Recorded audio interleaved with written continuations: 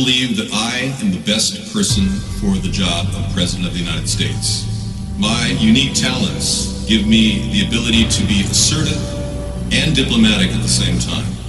I'm a person who will spike the conversation, who will get politics rolling and stimulate new questions and new answers to our current political dilemma facing our nation. I believe I have a keen understanding of the economy and how to improve where we're at relative to other nations around the world.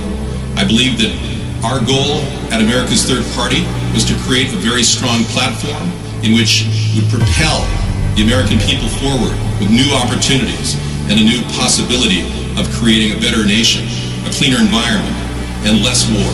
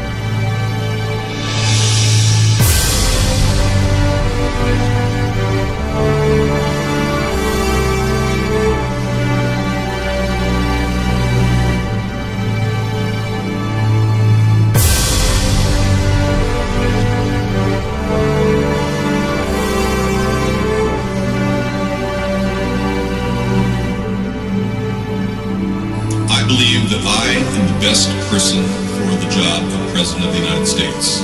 My unique talents give me the ability to be assertive and diplomatic at the same time.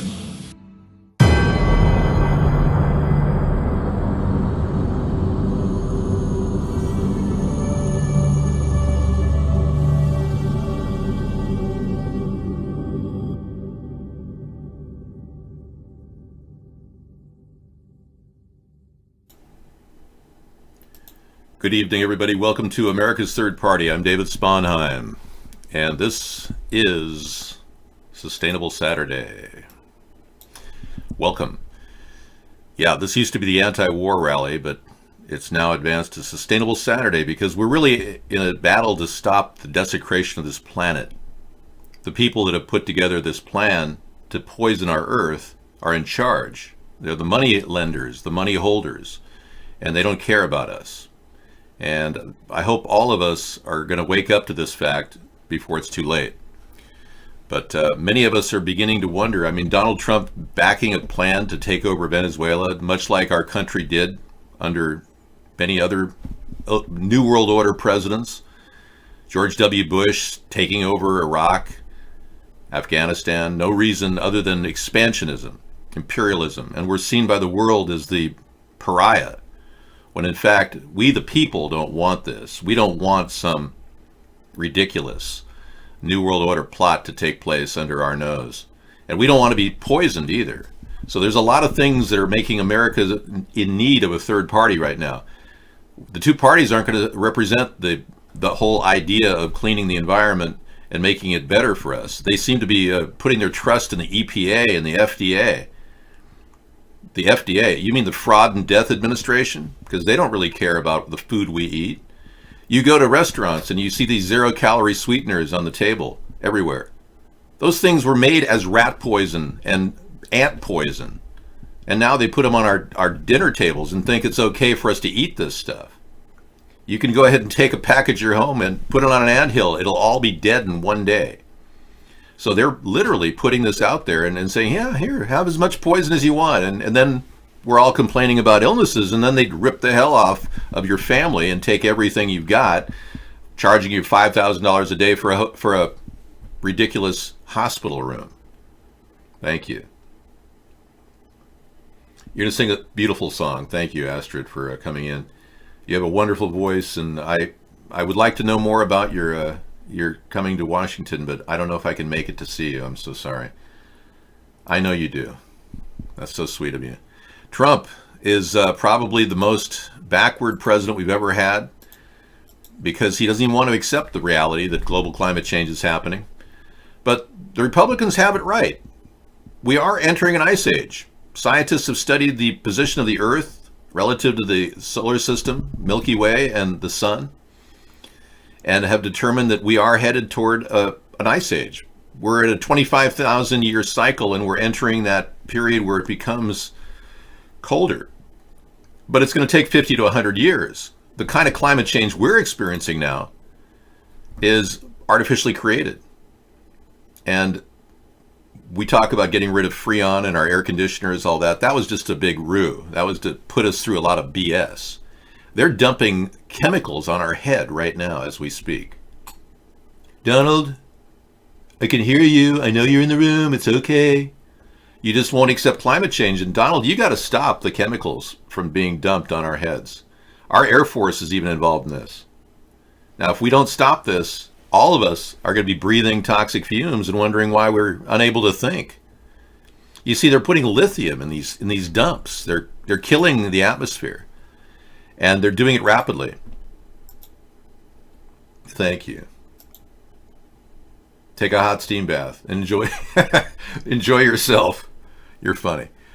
Trump, Zionist shill. There you go, Blue Raven. Yeah. Well, unless you do something about this, Donald, those are chemicals. Yes, they are. They're not condensation. They've got you totally BS'd. It's lithium. I wouldn't doubt you're on a pill or two that, to help you get normalized. Did the doctor give you lithium, Donald? Well, in some small quantities, you can handle lithium, but women who are pregnant that breathe lithium can have an abortion or have a miscarriage. They can lose their baby. Yeah. It's a class D birth defect, dangerous chemical. So why would they be spraying it in the air? You can't really smell it. Doesn't have a smell. I can see the chemicals. I wash a car frequently because I like to have a clean car. And I oftentimes see that black soot, the aluminum, when it's oxidized. And they spray this in the skies because they can put heavy metals in the sky and then hit it with radio frequencies. And all of a sudden, we've got a brand new Earth. See, with the radio frequencies, they actually can manipulate the weather. And this is not new technology. Donald Trump's uncle, John Trump, brought this technology out of a small storage area in Queens that Tesla had when he died, and John Trump was the guy that managed it. Donald knows all about this. Rumsfeld lied to you. They're not water sprayers, they're chemicals, Donald. Rumsfeld lied about aspartame. Rumsfeld caused you to have diet sodas all these years when you could have been avoiding them and just drinking filtered water with a closed cap on it. If I were you, I would get some filtered water with a closed cap on it and get off a Diet Coke. It's still not too late, Donald. Seriously. Yeah, aspartame was developed originally as a rat poison. I hate to tell you guys, but you can take some of it. And I remember drinking Tab when I was a kid. That was made with cyclamates. Turns out cyclamates were found to be dangerous, and they pulled it off the market. So I don't know what it did to me. But then they brought saccharin on, and then saccharin transitioned to aspartame, and then Donald Rumsfeld got so far behind aspartame that they made a lot of money. He's big aspartame guy. Well, Donald, all I'm saying is it's not too late for your health. You can pull back off the Diet Coke and go on filtered water with a closed bottle cap, because I know you're worried about germs or whatever. You're worried about getting attacked by somebody. I don't blame you. But I would urge you to get off the Diet Coke. That's the one thing. Now, you're going to have a caffeine blitz. You're going to need some caffeine because that Diet Coke has got caffeine in it. I urge you to get maybe coffee if you haven't tried coffee. Yeah, your health. Well, you are at your peak, but we want you to remain at your peak. Nobody wants bad things for you, Donald. They want you to be well and physically healthy. Yeah. The longer you're healthy, the better our country will be, right? In your mind. Yes, this channel is audio rated to produce clear frequencies from the 50 megahertz and 20 kilohertz. That's right.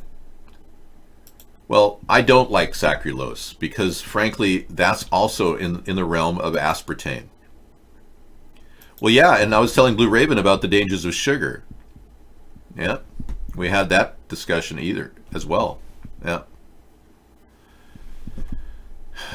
Yeah, I met Hopper. Yeah, I met a guy who over there in Connecticut that claimed he was a member of the 101st Airborne Division. And when we got there, we were like, "You were in the 101st Airborne? Really?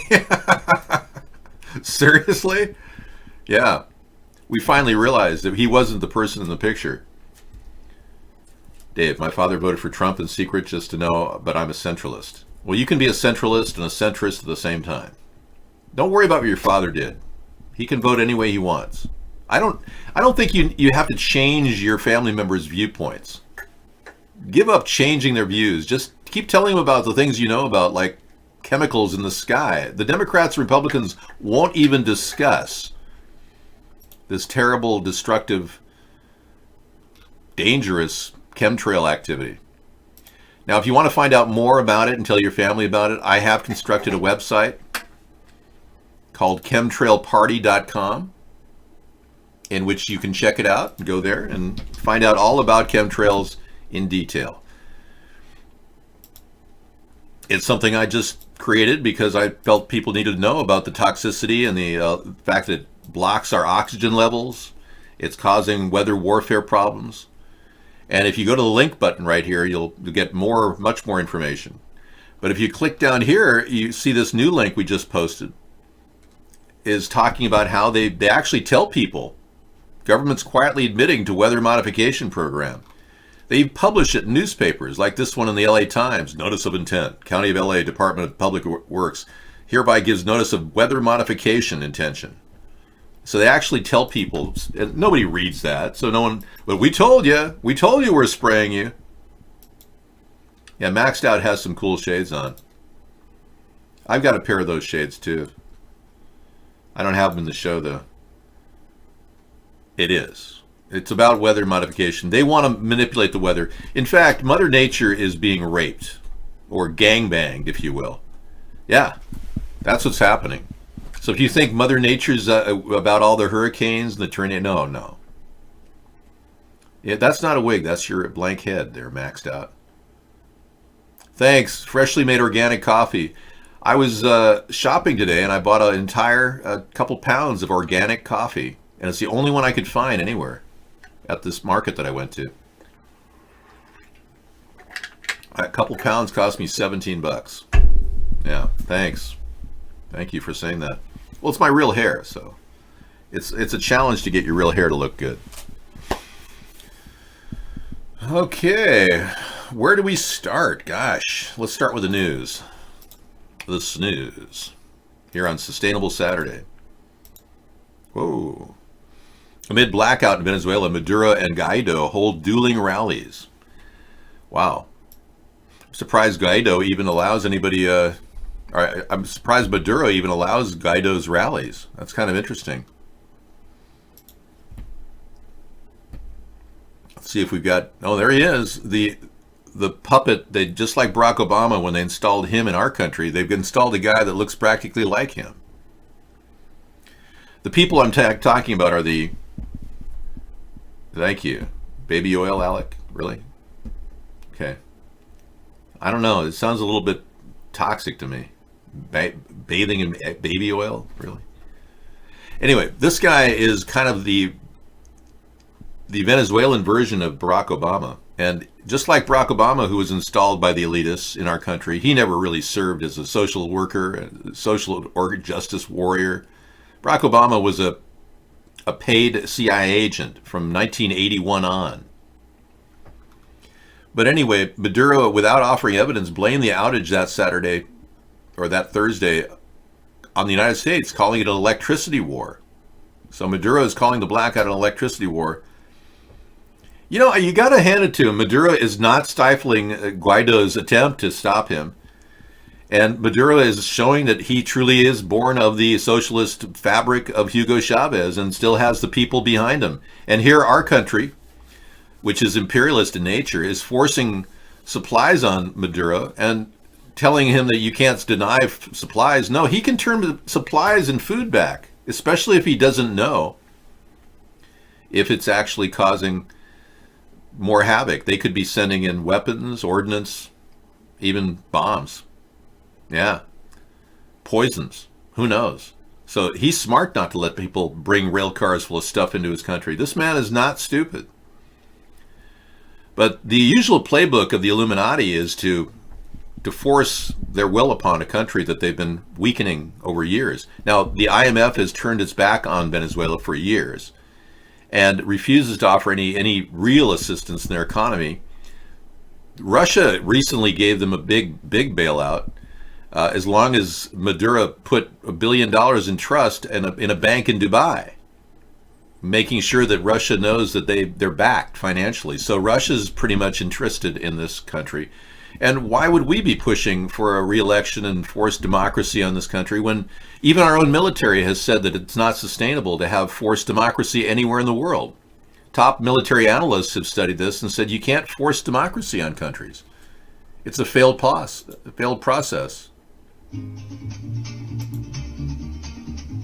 Venezuela, patria antiimperialista. Ya han pasado casi 200.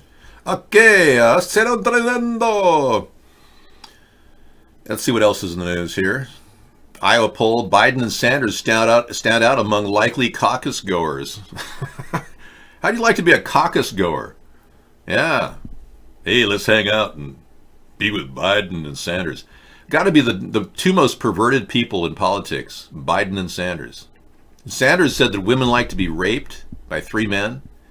And Biden likes to touch women whenever he can, and little girls. So the Democrats don't have anybody to run, which means that we've got a big chance of getting at least 1 second of media time. Yeah, we don't have a chance in hell unless we could break through the media block against us. I cannot unban Patrick because of his behavior problem. Thank you. All right, so we're going to take a look at Beto O'Rourke is dropping F-bombs. This is news. Okay. Not like I've never used the F word publicly in my life. He snaps at his staff, stresses out in revealing new documentary. Whoa. Using the F word. Whoa. Beto's back, but is he running? After a period of self-imposed exile, he returned to the center stage Saturday as he ramps up for a potential 2020 presidential bid. Let's listen to his mouth. This is a guy that wants to get rid of the border fence that we have. Former Democratic Congressman Beto O'Rourke taking on President Trump on his home turf. The potential presidential contender, holding a rally in his hometown of El Paso last night.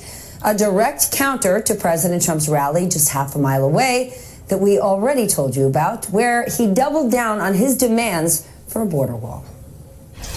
That walls do not save lives. Walls end lives.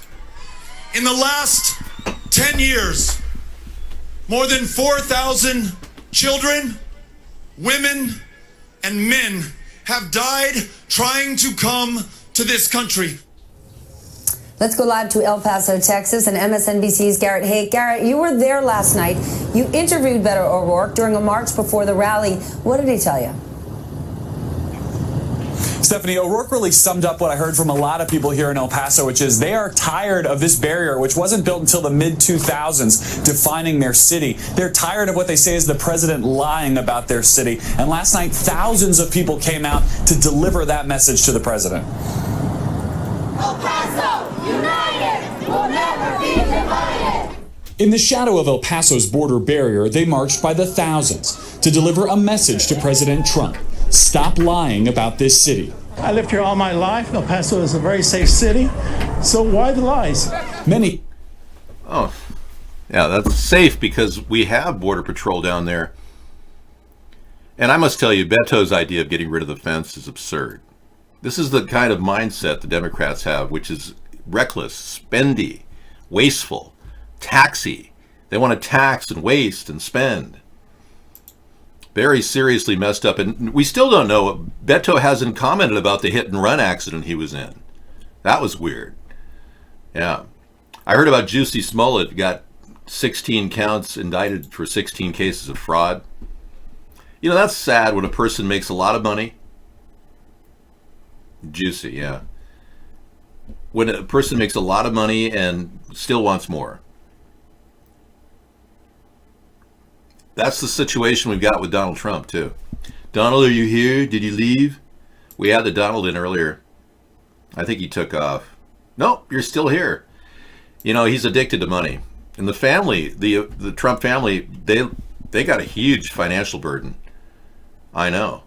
And it's amazing Donald can pull it off, that he's running a business and running our country into the ground and trying to handle Russian collusion accusations at the same time.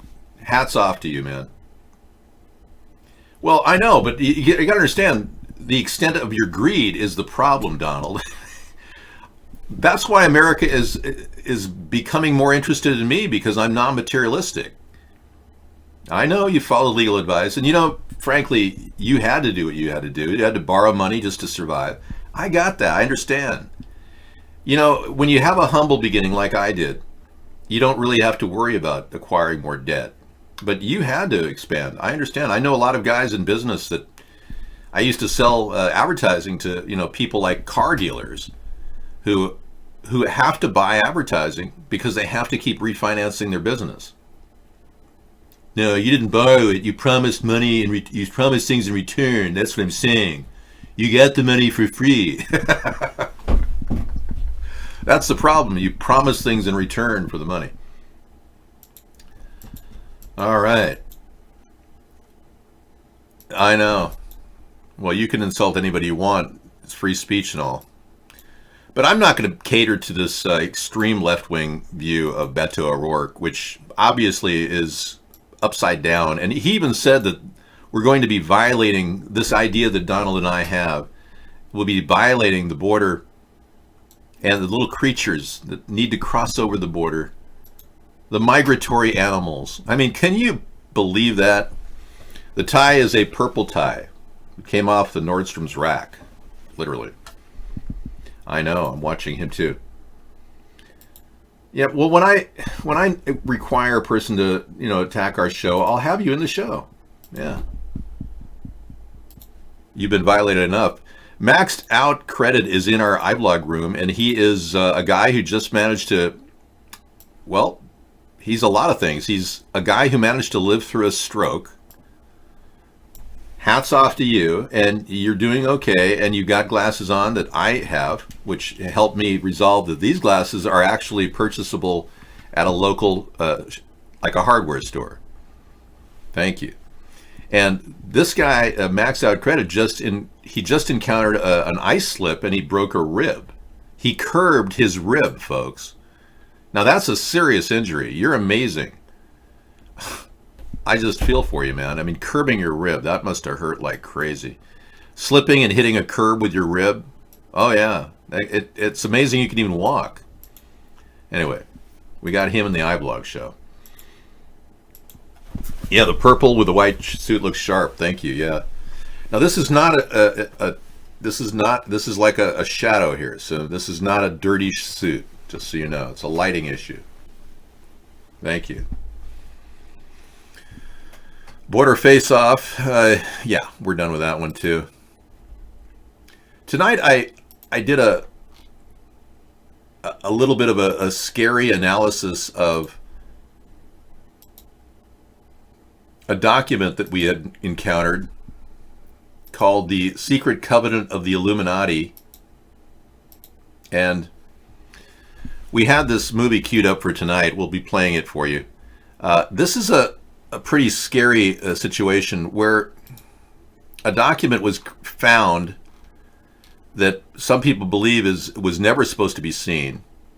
And it was seen because of the internet. We now have the ability to look into the dark circles of the elitists who have been at the root of our problems in the world. And that's why our world is so polluted, by the way. Yeah, you're going to be in the room a lot. I could see it. Well, welcome to the show. But I will be banning you every time you come in, Melko. Because you don't know how to talk to our show. Okay, Gunter has something. If you want to take over a planet, okay, if you want to...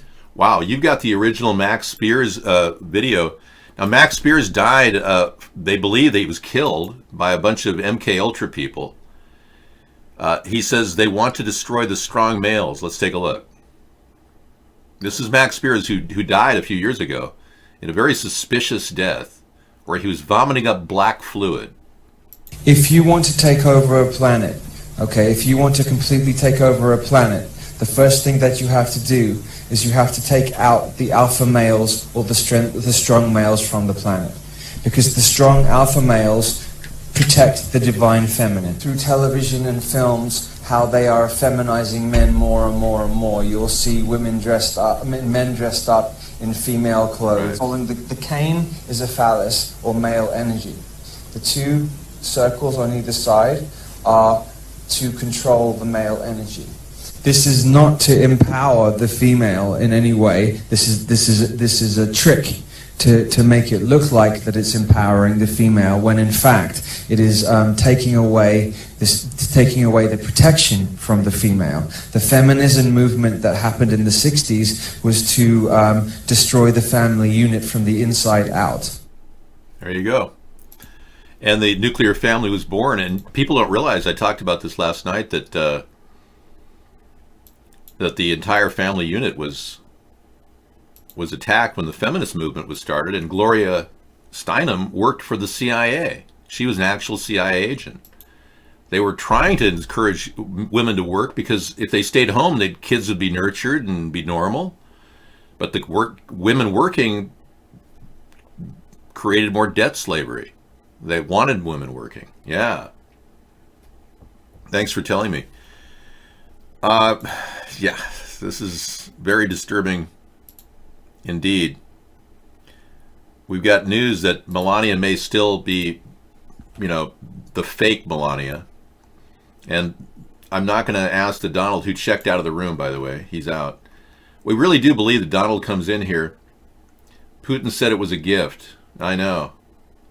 I didn't borrow that money. Putin said it was a gift. That was the last word he said tonight. There you go. I know it was a gift, but they will always want things in return, and he left the room. We think we have the real Donald in our show, by the way. It's pretty obvious that his statements are consistent with what Donald Trump would be saying. So we've known he's been watching our show since 2012, so he's a regular here. But now that he's gone, let's talk about his this theory that his wife has been, faked. The idea that the First Lady deploys a body double is pretty funny, but like most web conspiracy theories, it's almost certainly BS. All right. Now, back in 2005, a newly wedded Melania summed up her marriage in a depressing quip. Speaking to a class of New York University, she fielded a question from a student who asked if she would be with her husband if he weren't rich. And she said, "If I weren't beautiful, do you think he'd be with me?" She replied. Interesting. Apparently he cheated on her with Stormy Daniels. It reportedly infuriated her.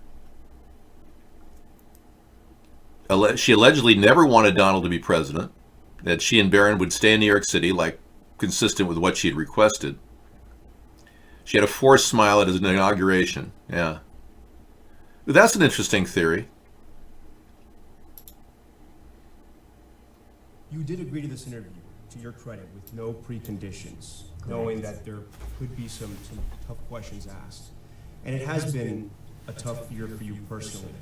You're not the first lady to have to deal with her husband's alleged infidelities. Has this put a strain on your marriage? It is not concern and focus of mine. I'm a mother and a first lady, and I have much more important things to think about and to do. I know people like to speculate, and media like to speculate about our marriage. Have you been hurt though? Media what is speculating. Yeah, it's not always pleasant, of course, but I know what is right and what is wrong and what is true and not true. The only time you have commented publicly in your office was when Rudy Giuliani came out and said your thoughts about Stormy Daniels' claims and said she believes in her husband, she knows it's not true. Is that an accurate statement? I never talked to Mr. Giuliani. Why do you think he came out and said that? I don't know. You need to ask him. You mentioned you still have a good marriage. Do you love your husband? Yes, we are fine. Yes. It's what media speculate and it's gossip. It's not always correct stuff. Well, isn't she something? Yeah, isn't she terrific? I mean, without Melania, Donald is not the man that he seems to be. She's definitely added a lot to the White House, and having the First Lady having posed naked in magazines is not a big deal. We're in a modern time.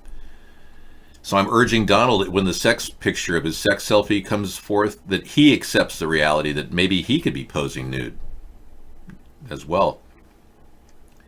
There's a sex selfie, yeah.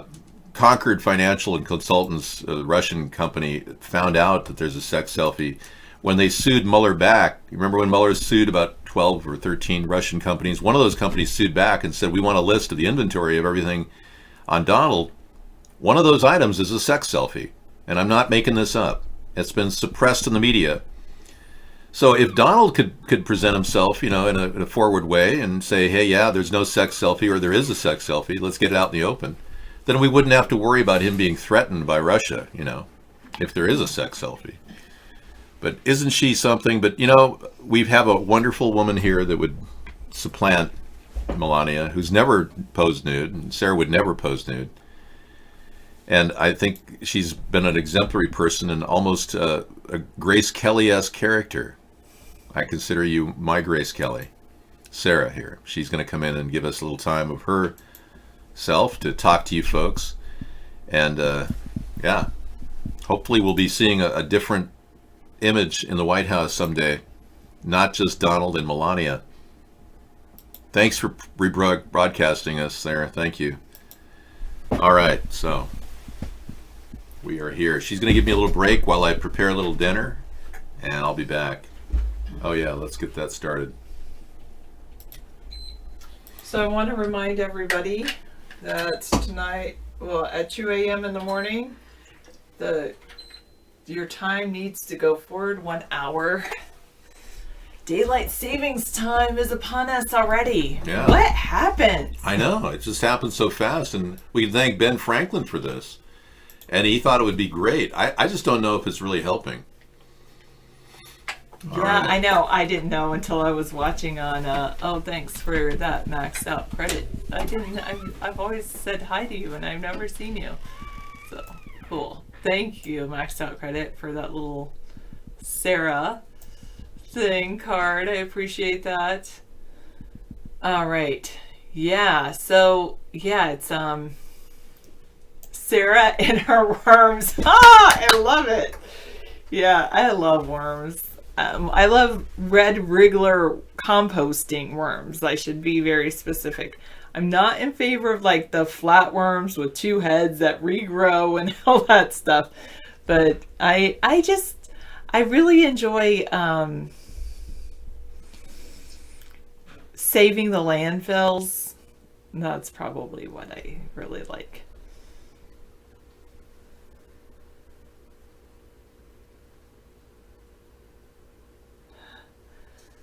Oh, thanks, Mueller. Yeah, he's not here that often. I know there's a woman here. Can I do the dab? Is it that, or isn't it up high? I don't know how to do. I know that it's 2 arms in one direction, but that's about all I know about the dab. That's about it. My students taught me how to do the dab. I think it's up high, like, but then they say something about not covering your eyes. Anyway. Or maybe it's like that. Is it like, yeah. I don't think I have it perfect, but I can get the general idea.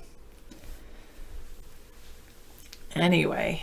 Yeah. Man, I have been productive this week. Funny. You passed. Oh, you're giving me a green chili burger. Thank you very much, Blue Raven. I appreciate that. Yum.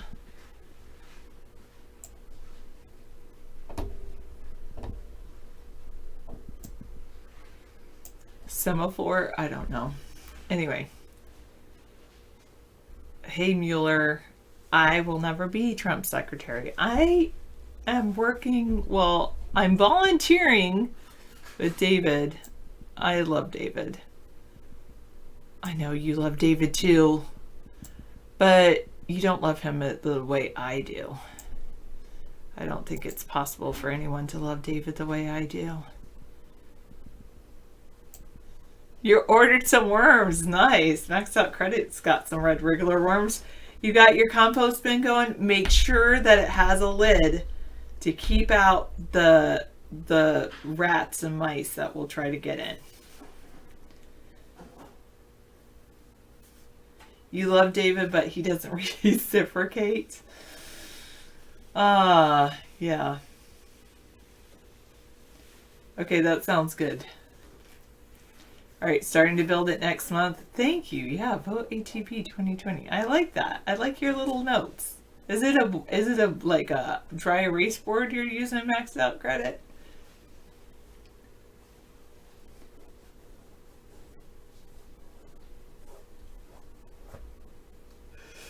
Huh.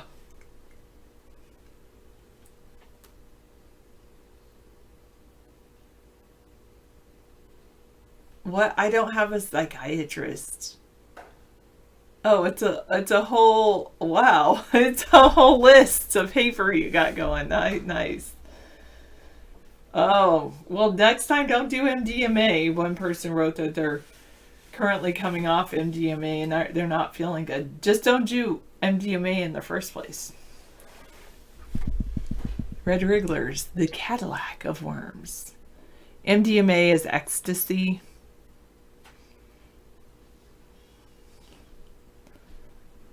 That's basically what MDMA is. Oh. Ha, ticking. Okay. You're gonna have your meeting on Wednesday to start your composting drive. So exciting. Yay.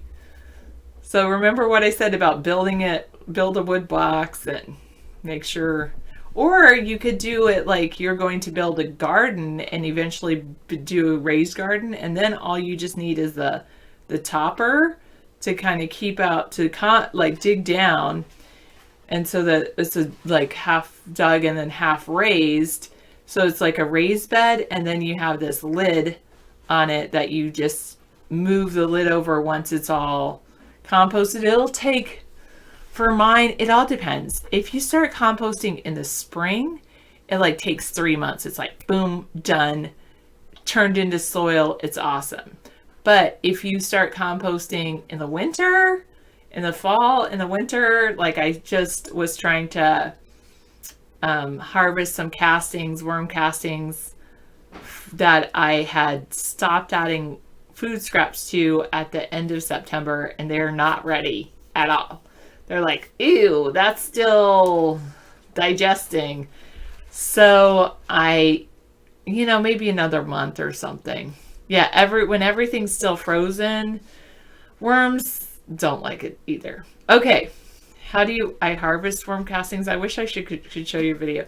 I have this like screening material, but it's not actual screen. It's like the the webbing that, like a container that they have, like if you buy a flat of plants, usually it comes in a like container that has like holes on the bottom for water to go through.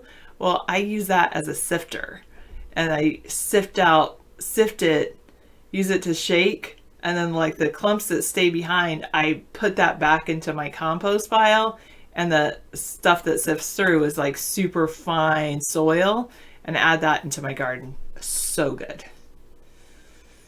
You can, whatever you throw into your compost bin, then you can cover it with like steer manure or with peat moss. So yes, you could mix in manure with the apples. Your compost heap was really slow. So what? You don't need to heat it up when you do it right, Millis. You could, but I would avoid doing that because there could be foodborne illness Millis.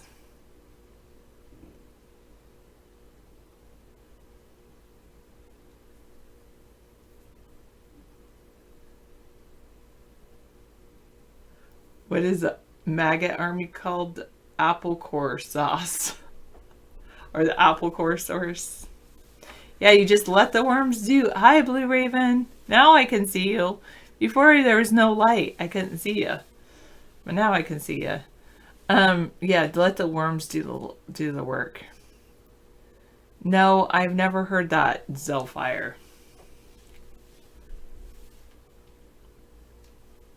What do you call it when worms take over the world? Global warming. Ha ha ha. So gonna use that if I ever go to like a climate science thing. What we don't need, to fight global warming, we need global worming. Ha ha ha. Love it. Okay, thank you for that one. Good job, True Blue. Oh my God, Mueller, that's just sad. Just the fruit. Is that applesauce? Or apple something maxed out credit? Chocolate almond milk. Oh, Blue Raven's drinking chocolate almond milk straight from the container. Doesn't want to wash out a cup. Whatever, that's cool.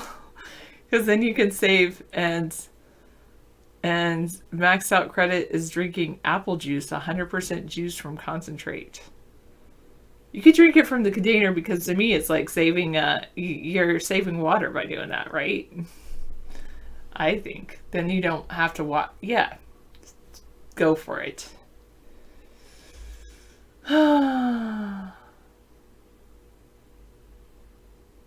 You want someone please ban Sarah? That was horrible. I know. Eventually you'll convince David to stop inviting me onto the show. Wow, you have a... What is that? Like a mask? A hat? Wait, what is... That's a big book. Jim Mars... Our occulted history. Whoa. Do the global elite conceal ancient aliens? Huh. Oh, that's cute. Worm jokes. I like that. Sarah, after very careful observation for the last 2 years, you noticed I never wear shirts with buttons. I did have a shirt with buttons one time, and I got rid of it. I didn't feel comfortable in it. It's true. I always just wear shirts that I pull over my head. I don't wear shirts. I don't like to, unless it's a jacket, like one arm and then the other and then buttoning it up. I only do that with jackets, not with shirts. Don't take either. Experience the music with your body and let the music give you a natural high. 852 is going to a concert and he asks, Sarah, is it better if I take mushrooms or LSD since I'm going to the concert? Don't do either. If it's good enough music, you're going to experience a natural high just listening to the music and dancing. That's what I would say. What's the most violent thing I ever did? I accidentally gave my sister a bloody nose. Then why are you going if you don't like the music? Why would you go to a concert if you don't like the music?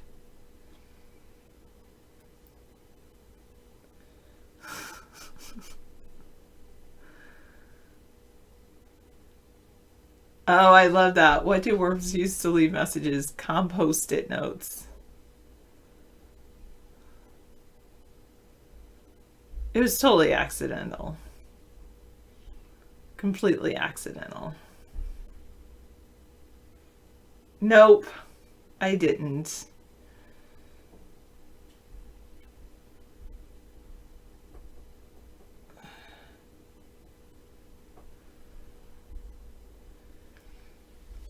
I'm a peace-loving person. I'm like so peaceful. People are like, hippie Sarah. You went to so many concerts, wasted in retrospect, you wish you hadn't. Because then you could have enjoyed the music. You just go to the concert because you want to do drugs. You don't want to do drugs at your house. Oh my goodness, Mueller. That's pretty sad.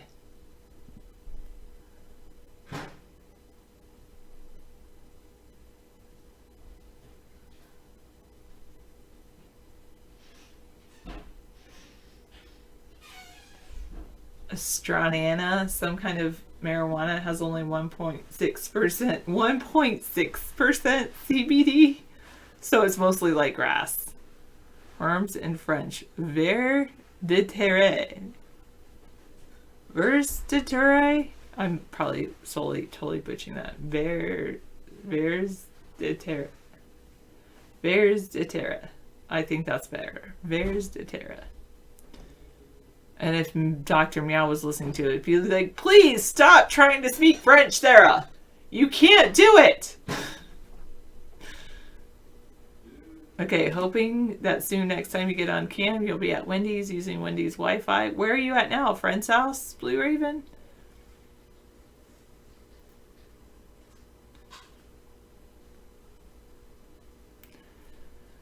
$852, I wish you would not do drugs. It's not good for you. It's not good for your body. If you want to live longer, just don't do it. They're so cute. It's just, really, it's so much better for your body. Don't get drunk either. You know what you need? You need to go spend some time in the garden with some worms. There, I said it.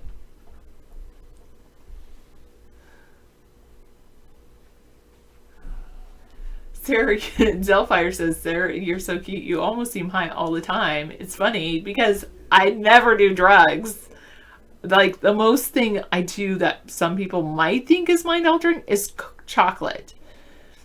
And that's, I mean, and sometimes sugar.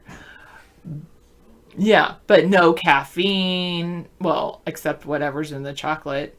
But no, no soda, no coffee, no cigarettes, no alcohol, no drugs.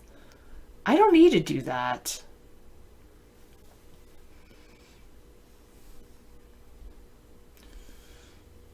Worms help your plants growing in the garden. Yes, they do. Also mushrooms. Mushrooms, I don't know how much worms help mushrooms, but maybe.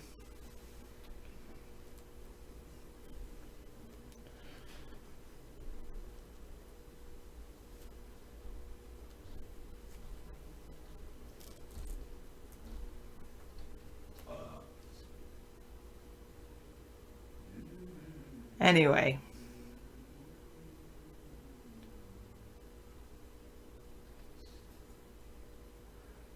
Well, my day was great, thank you.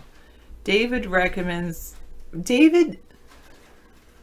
when David talks about the medical community, he's not a big fan of the medical community. I know the medical community always recommends cancer screening, but yeah, David just isn't a big fan of the medical community. I would say David would probably recommend living each day to the fullest and doing what you want in your life. Yes, gardening is a wonderful way to ground yourself. Ha ha ha.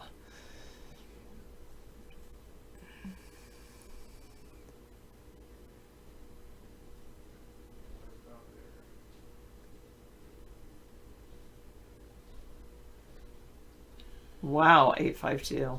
Huh.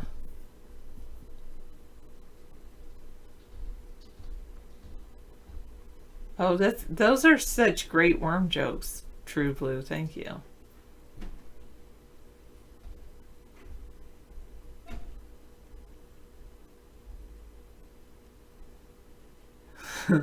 Well, I've had a cricket or two before. They're full of nutrition, especially per ounce. However, eating insects is good as long as the insects are, do I want to see your memory and OCB organic hemp. Anyway, eating insects is good as long as they're naturally raised. So for instance, wow, that's a lot of writing. So for instance, when the whole idea of eating insects became more popular, not that it's very popular now, but it became like there was a little popularity burst for it, and anyway, people started raising insects and feeding the insects the same food that they would feed cows. And then when they did that, the insects weren't as good for you. It didn't have the same nutrition as a regular cow or as a regular insect. Just like if you think about it, like grass-fed beef is better for you, and naturally raised beef is better for you than ones that are fed just grain and kept in cages. Yeah, I haven't had the candied bugs, the bugs that like are in a popsicle and they're candy, but I have had crickets and things like that. Just mainly crickets. They're actually really they're just crunchy and they're actually really tasty.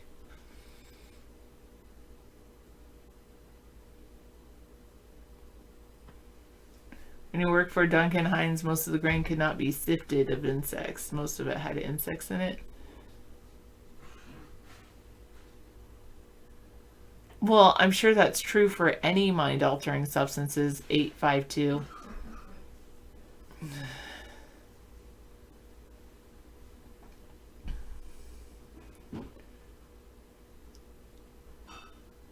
Okay, Zellfire.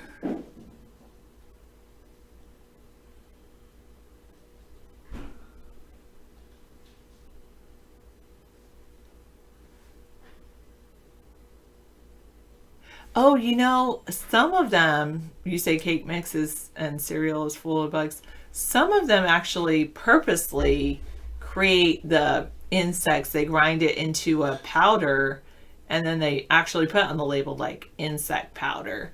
But you're talking about like insect infested grain, not necessarily like added protein on purpose.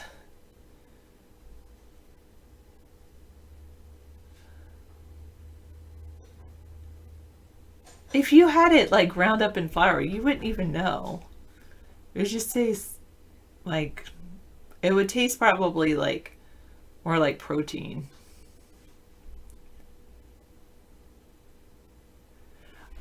Some states are working on repealing daylight savings time. I know our state is. Or is it repealing daylight savings time or just staying on daylight savings time? I don't know which one it is, but basically getting rid of the changeover, changing the clocks.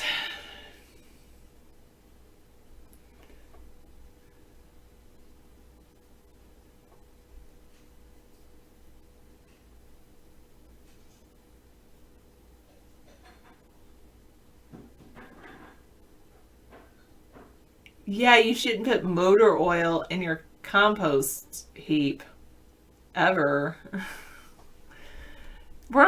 Worms can only eat what we can eat. Do you eat motor oil?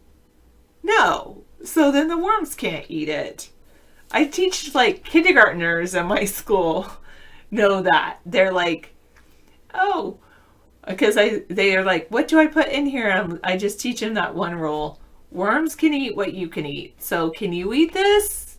Yes or no? And they're like, yeah, and then so the worms can eat it, except they don't really like citrus, so pineapple and oranges, they don't really like that because it can like burn their skin.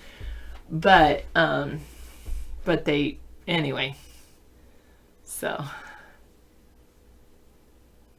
usually you want to avoid a lot of oil. Like you could put a little bit of oil, even vegetable oil. Like you don't want to cover your compost heap in oil, because also worms breathe through their skin.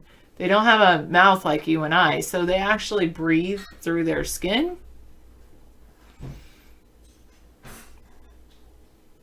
How do they? Anyway, so they breathe through their skin, and if you put like a layer of oil on top of your compost pile, the oxygen isn't going to get into the soil for the worms.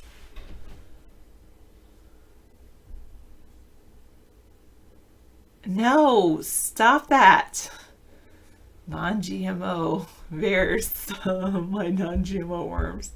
It's just so cool. I love my worms. That's so cute. Max out credit. David, I don't think would be one that would cook with insects. If it was just me, I would. Yes, daylight savings time. Set your clocks an hour ahead tonight.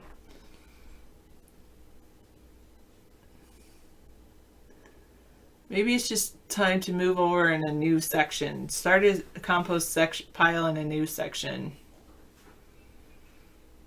Millis.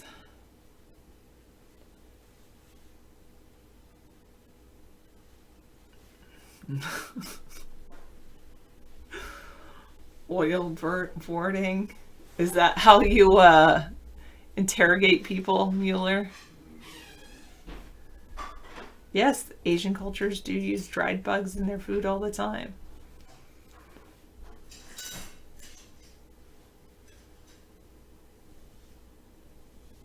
While the Montreal Insectarium offers over 25 edible insects in their cafeteria.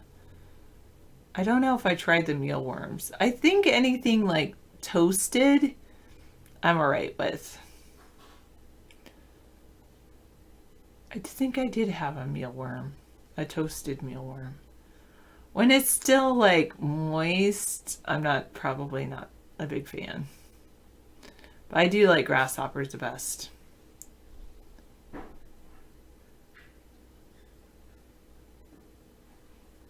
Yes, it's totally normal, 8252, because the chemicals that you're putting in your body are changing they're changing your brain.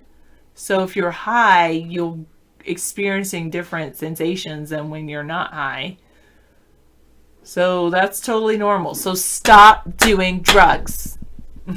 Don't do drugs in the first place if you've never started. Be like me.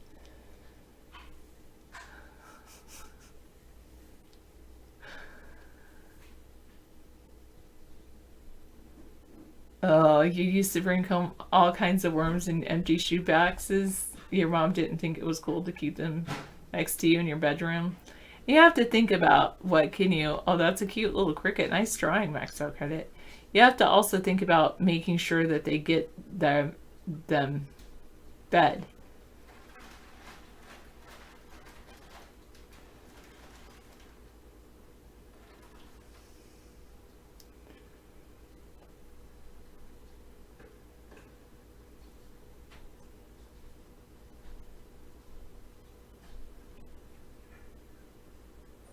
I don't know if that's true, 852.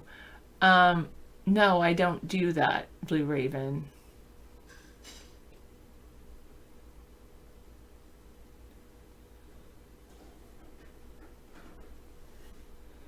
Mueller, I would ignore your question.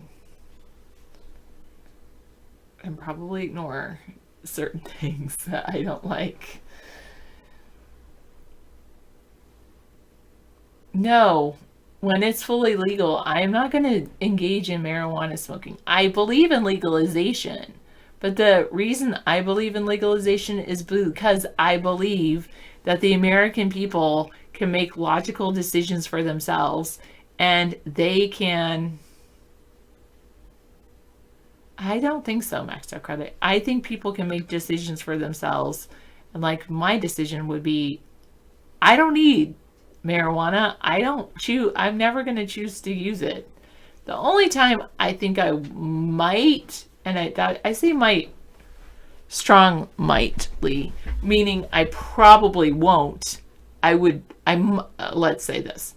The only time I might consider using marijuana is if my doctor said, you need this to stay alive. And then I would say, let me think about it. Because do I really want to? Yeah.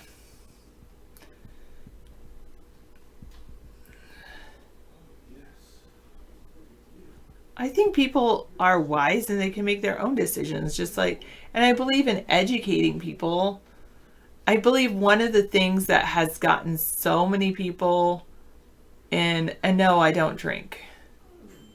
I have had a drink in my life, but I haven't had a drink in at least a decade. And it's not because I was a drunk. I don't like the way that being drunk feels. I don't like the way, and I had like a painkiller one time because I had like a surgery, and I don't like the way that makes me feel either. And so I don't like feeling out of control. I don't like it. So I don't drink, I don't do drugs, I don't do any of that. No, Bangalitis, you're not my virtual doctor. So no.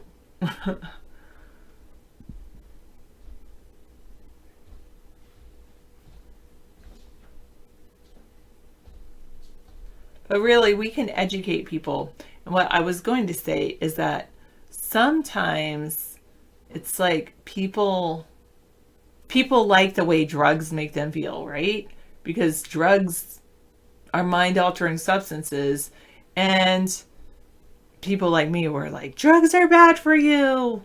Well, they are. They mess with your brain. But if I say drugs are bad for you, and then people try the drugs and then they're like, whoa, this is so cool, man. Then it becomes a gateway drug because they're going to try all the different drugs and they're not going to realize like certain drugs are worse for you than others. Yes, I have Bangalitis.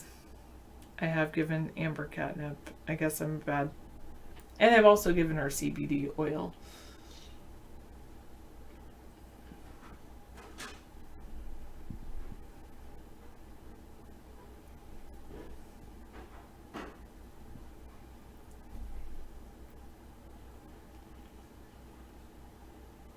Yes, some prescription drugs can be just as bad, if not worse, especially opioids.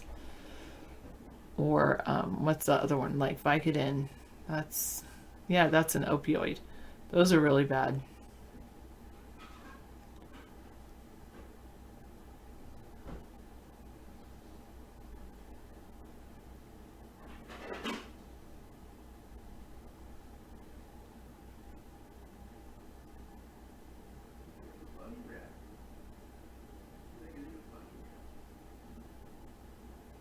Yeah, opium is derived from a plant.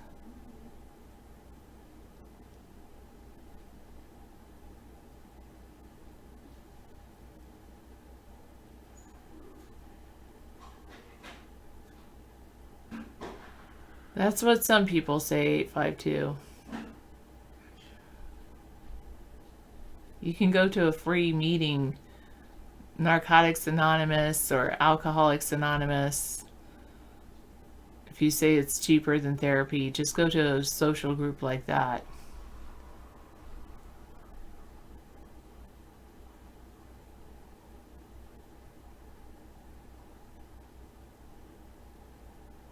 Lottery. If I played and I won, I would probably not tell a soul, except of course David, because I tell him everything. And then I would slowly start doing some things that I want to do, which is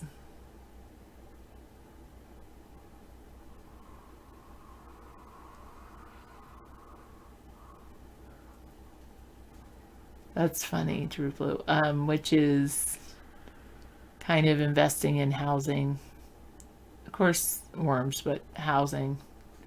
You're thinking last night that you're not anti-technology, you're just anti the way most people decide to use technology. That's a good point.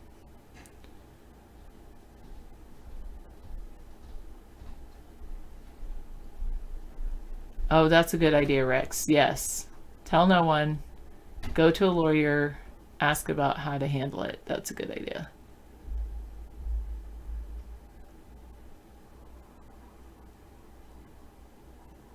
Five beers and a bottle of wine every night? That is not good for you, 852. What are you trying to do? Kill yourself? Slowly? By poisoning your body? What is so wrong? You can share here. You're totally anonymous. You're just a guest with a number. No, you're trying to enjoy life? There must be something you can do to enjoy life besides poisoning yourself.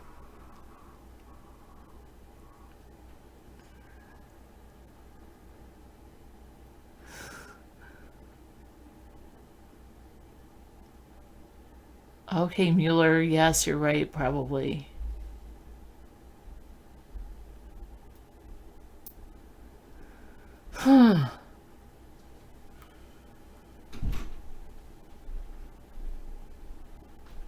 Oh, you struggle to get intimate unless you're drunk or high.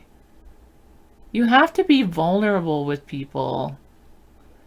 Expose your vulnerability. You'll never have a long-term relationship unless you do. It's the only way you can deal with your boyfriends. Then maybe you want a different boyfriend.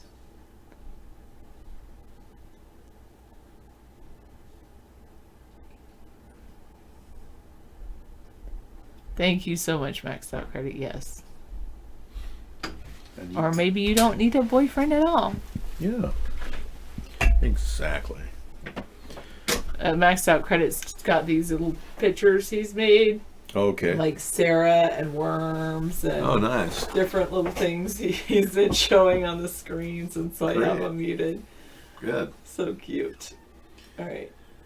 See, non-GMO worms. Non-GMO worms. I like that. Yeah. And eating insects, and he drew a little insect. You're a pretty good artist. I say that because I am not. Well, that's okay. At least you get to see other people's abilities. I might be able to draw a worm. That's about it. And Blue Raven is fighting the dangerous 5G network wherever he goes. He's avoiding the 5G network. Oh, where's PolitiChat? I forgot to do my PolitiChat tonight. I know. Okay, let's start it. Can you go get my book? Okay. Or I can go get it. Sure. I can get it. Thanks for reminding me, Miss Anthropy.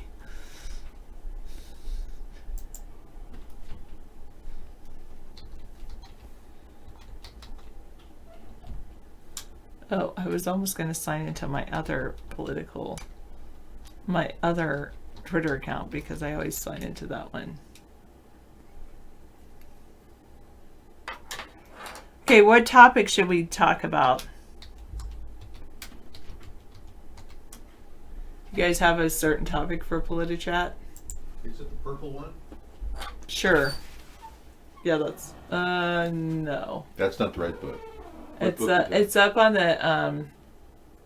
the dresser. Oh, okay. In the corner. All but right. It looks just like that one. Okay. Oh no, what is my username?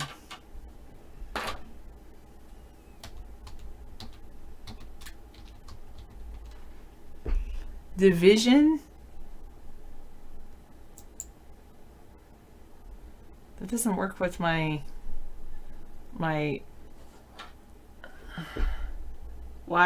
how can we fight the division? Okay.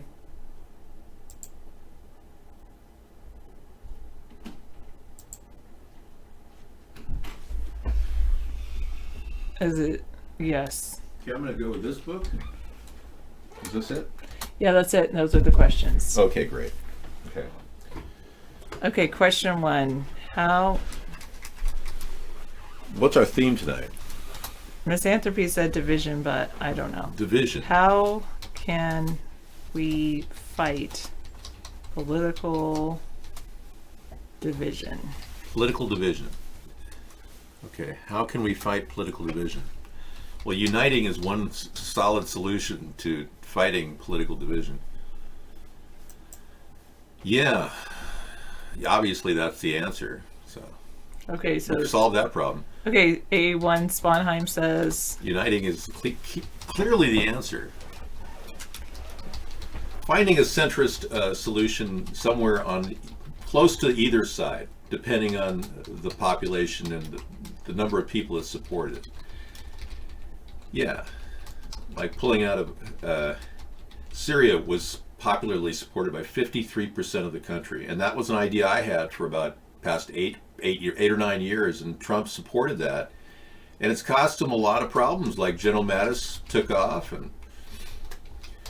but there's an example of where we can find a centrist solution. 53% supported pulling from Syria, so that's a good idea. okay. Yeah. Okay, next one. Thanks, Misanthropy. What would I do with you without you guys? All right. Next question. I usually say, what's the current status? What are the issues that mostly lead to political division? That's a good question too.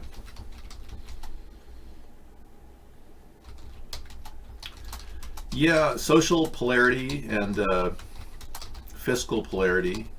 Okay, wait, just a second. Social issues and fiscal issues drive politics, in my opinion. Okay, wait, I'm going to tweet this and then Sure. I'll get your answer. Okay.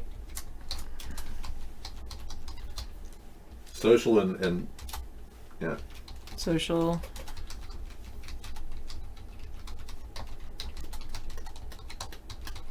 "27 years ago, Sinead O'Connor, yeah, thank you. And that's important. Why? Because you want us to play that sometime in the future? Social issues Okay. often lead to political division. Thank you. Hold on. Cool. I'll play it later.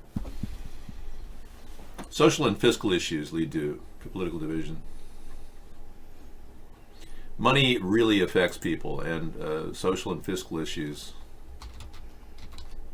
I think that's why I'm a social liberal and a fiscal conservative, because I see the both, they both fit nicely into both parties.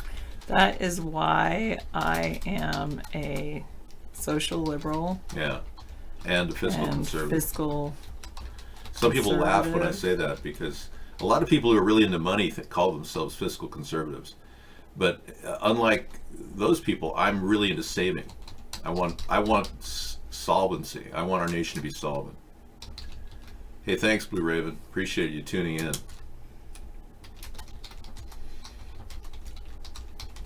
But I also want to solve key problems, like the environment and homelessness. Yeah, it's unfortunate that we are stuck here, but that's all we need. Why, you're very kind to do that. Thank you. Solve key problems Mhm. related to homelessness. Victory for Cake didn't fit in here, Cacamillis. Yeah. There was a series of problems that occurred. Mostly references to sex. Okay. Astrid is so funny. You're not really Astrid, we know that. You're the same person who was Rodney at one point, I believe. You never can tell who anyone is. We have the Donald coming to our show on occasion, and we never really know who, if it's Donald or not. He certainly plays his role well, though. Okay. It's a ragtag group of misfits, I know. Okay, 10. But Victory for Cake Okay. didn't work for me, no. Cacamillis might. That sounds like some sort of a disease. What are you suffering from? Cacamillis. We were talking to Frog Dog the other night. Oh, you're not allowed to show your statues of yourself. Well, that's okay. Maxed Out was showing statues of himself. I was talking to Frog Dog the other day, and yeah, that's pretty funny too. And Frog Dog actually suffering from spondylosis, spinal issues, spondylosis. And I said, well, yeah, I'm suffering from sponheimius.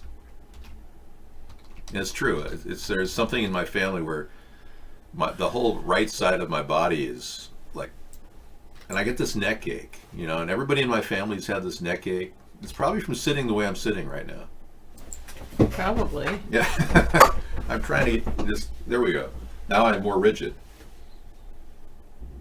Yes, I enjoy your music. That is excellent music. Thank you for coming into the show. Nope, not of anything that you would call a member of anything. I'm not a member of even the Church of the Vatican. I gave up my relationship with the Catholic Church when I was 11 years old. Spontaneous combustion. Ooh. Is one side of your body jealous of the perfection of the other? It's possible. That's very, very good assessment, General Mueller. I mean, Robert Mueller at USMC. So you decided to come and check out our show, huh, Mueller? Yeah. You're more of a violin man? Yeah, well, she likes the show, I think, apparently. Anyway, I enjoy the music. We play a lot of female vocalists in the evening and male vocalists.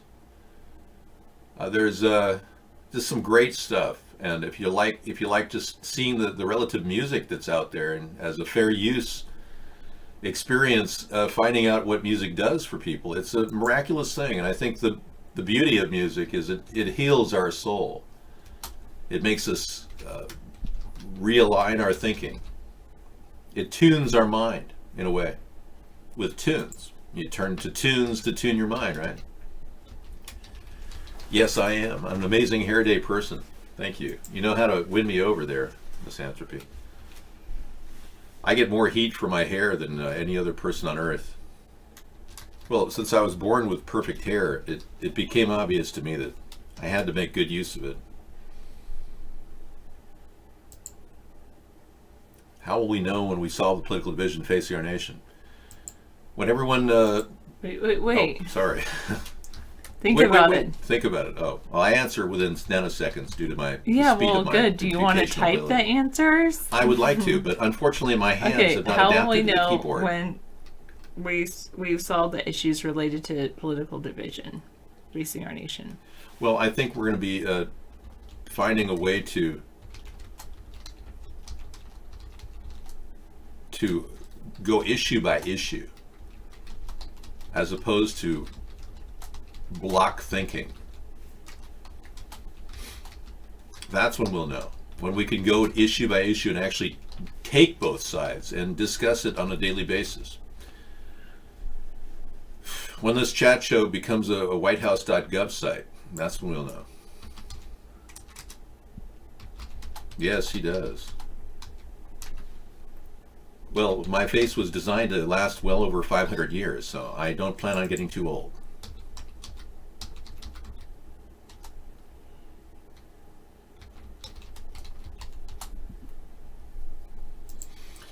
We were freaking out about the Illuminati gargoyle that has appeared over at the Denver airport, and it's disturbing. The thing is so interactive. It's like, is this like a really good comedian from the Catskills that they hooked up to this device because it's that funny? Or is it AI at the highest level, capable of interacting with humans in a real-time environment? You're right. Well, my father and mother didn't, they had a tough life. Both of my parents fought in World War II. And I can't say their life was easy. Mine has been a lot easier, I assure you. Okay, I'll get that going for you just a sec. Oh, no hurry. You've been amazing just even doing this. Thank you. Experimenting with Twitter has always been fun for some people, but it's like a regular thing. If you have regularity, it really helps. 5G is already on its way, and our government's embracing it. Donald Trump is bringing it on. I don't know if it's safe. I'm not sure if it's safe yet. I haven't given my thumbs up on it. I'd like to see some sort of a limiter on the thing that's guaranteed to shut it down, to keep it from getting too many high volts rolling through it. I mean, you can imagine. I proposed theories last week that 5G may have been an AI construct. And from the very beginning. How can I do that? Astrid, yes, we can play some of your videos. You want to send us send us a approval thing for us to play your videos for you. America's Third Party at gmail.com. Thanks. Theoretically, it's possible that maybe you heard about us through, our show being seen around the world by millions of people. But maybe you didn't. Maybe somebody's just, pretending to be you. But yeah, America's Third Party at gmail.com.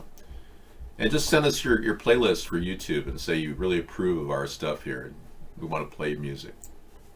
I hate this.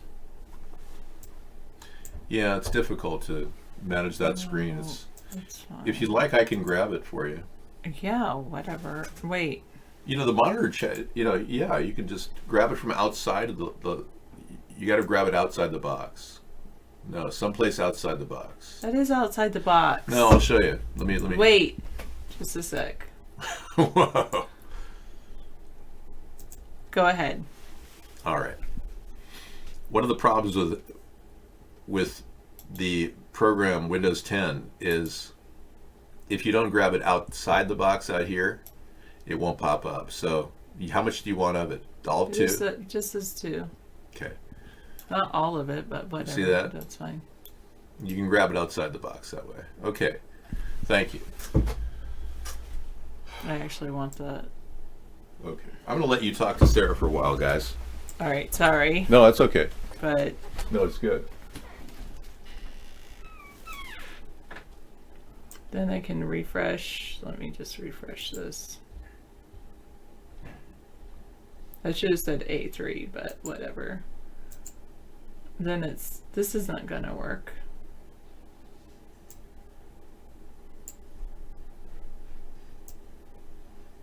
That's not gonna work for me. I'm gonna have to redo this.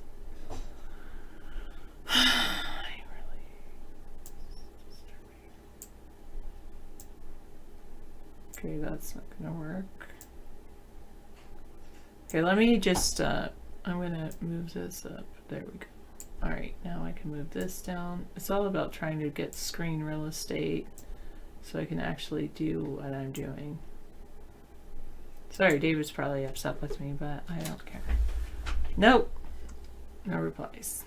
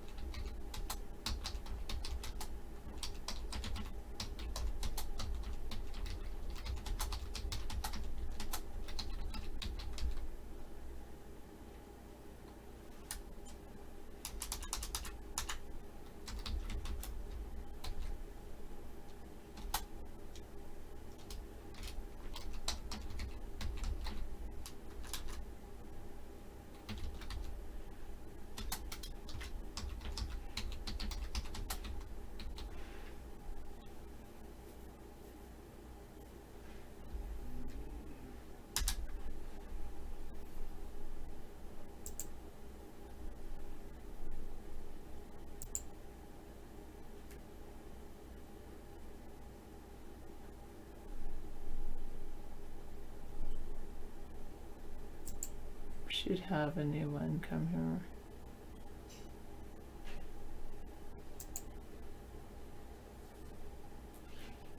Yeah, that's weird. So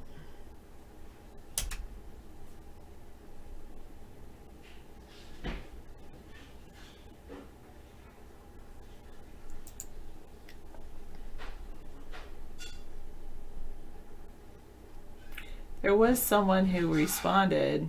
Should I just go to notifications? Oh, they just liked my tweet. Never mind.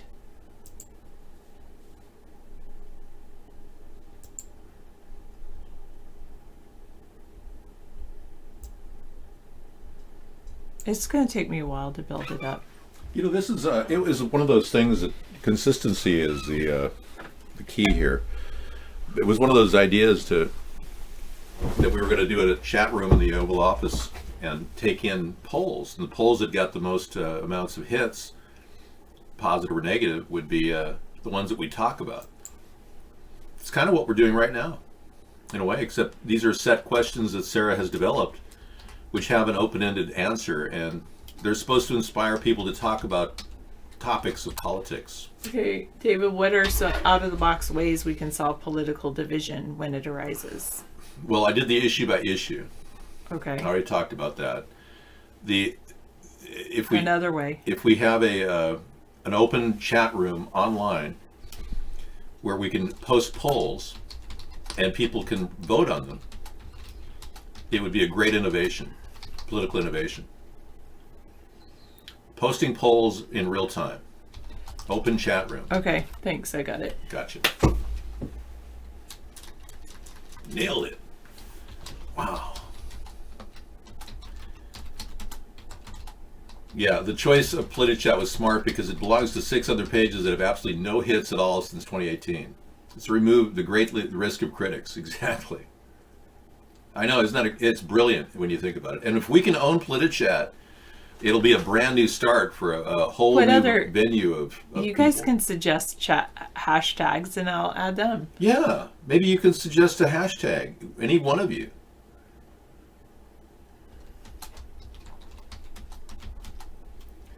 Taylor Hicks is one of the biggest fat losers after leaving American Idol. I didn't know. Have you seen Taylor Hicks up close and personal? Is he doing a local thing at your casino?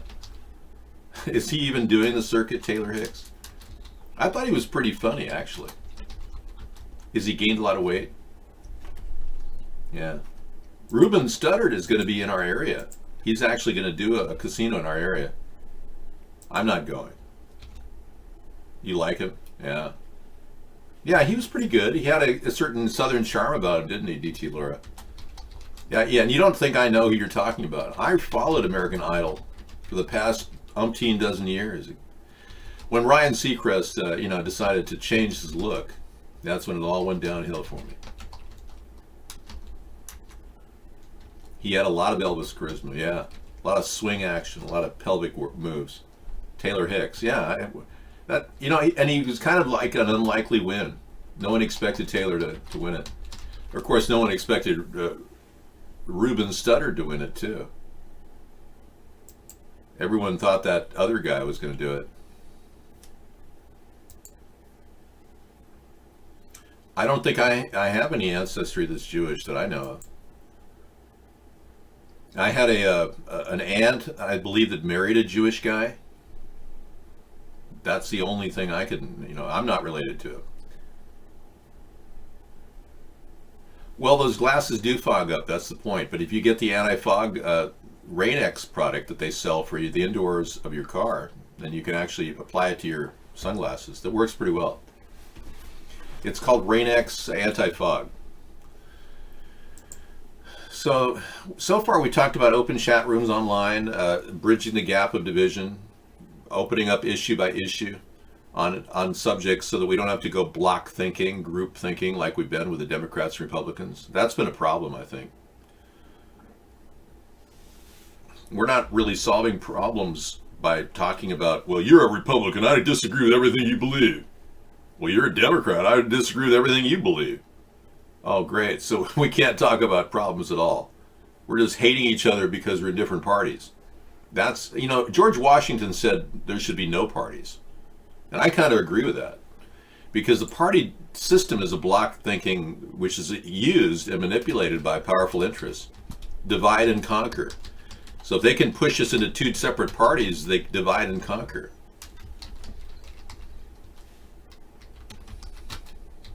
Right. And every discussion ends in an argument. Right. You hating the Republicans or vice versa. Yeah, Anita thinks there should be no parties too. But what about a party with, like a tea party in your neighborhood? Wouldn't that be kind of fun? I know, but I agree, yeah. And this coffee is incredible. I'm glad I made it.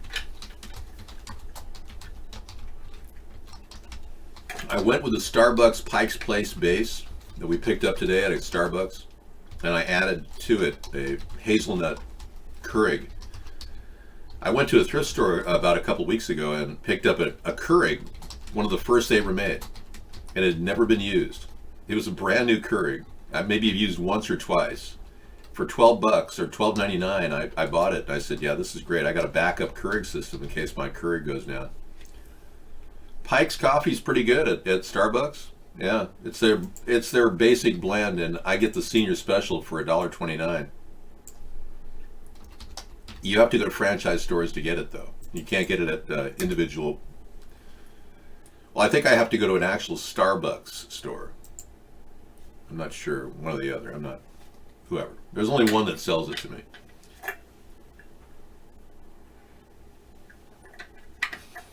Yeah, well, workers did organize at one time, Mueller. That's right. But the workers' parties have evolved into the socialist Democrats who now only care about patting their own pocket and power, not the workers. Private for-profit unions have become the money makers, whereas we are sucking our tax dollars out to finance public unions. We may want to trim. Did you see that? Dave 2020. It's kind of a hot subject, but we may just want to see companies like Walmart allow a private union, because that would help the workers. I was really upset that we didn't get those people. 77,000 women who wanted to get representation were shut down by the Supreme Court in 2015 and weren't allowed to get any type of a lawsuit going as a class action. They were told they could only sue Walmart individually. Now that's a perfect example of why they need a union. Walmart was never proposed with a union. Obama never pushed it on them. Michelle never talked about it. But Walmart really should have a union, I think. Or just offer $15 an hour to everybody in their stores. They would shave a little bit of their profit away, but I mean, seriously. We can't get the Democrats, Republicans to agree on a minimum wage law increase, so why don't we just move toward, urging Walmart to do it, and I've got a way to do it. We've got a plan to actually offer people enlarged EBT money, essentially. All U.S. citizens would get this, a $500 a month plan. And let me put this on the screen here. I'm just going to roll down and find it. And the $500 a month plan offers a chance for people to at least have extra spending money. And the big beneficiary of that is Walmart. Now, we could tell Walmart that they will become non-EBT status if they don't push a $15 an hour salary for everybody working at Walmart. That bypass the whole idea of a private union, which can cause all kinds of stoppages in employment. Just say to Walmart, muscle them and say, hey, we're giving you a huge amount of revenue.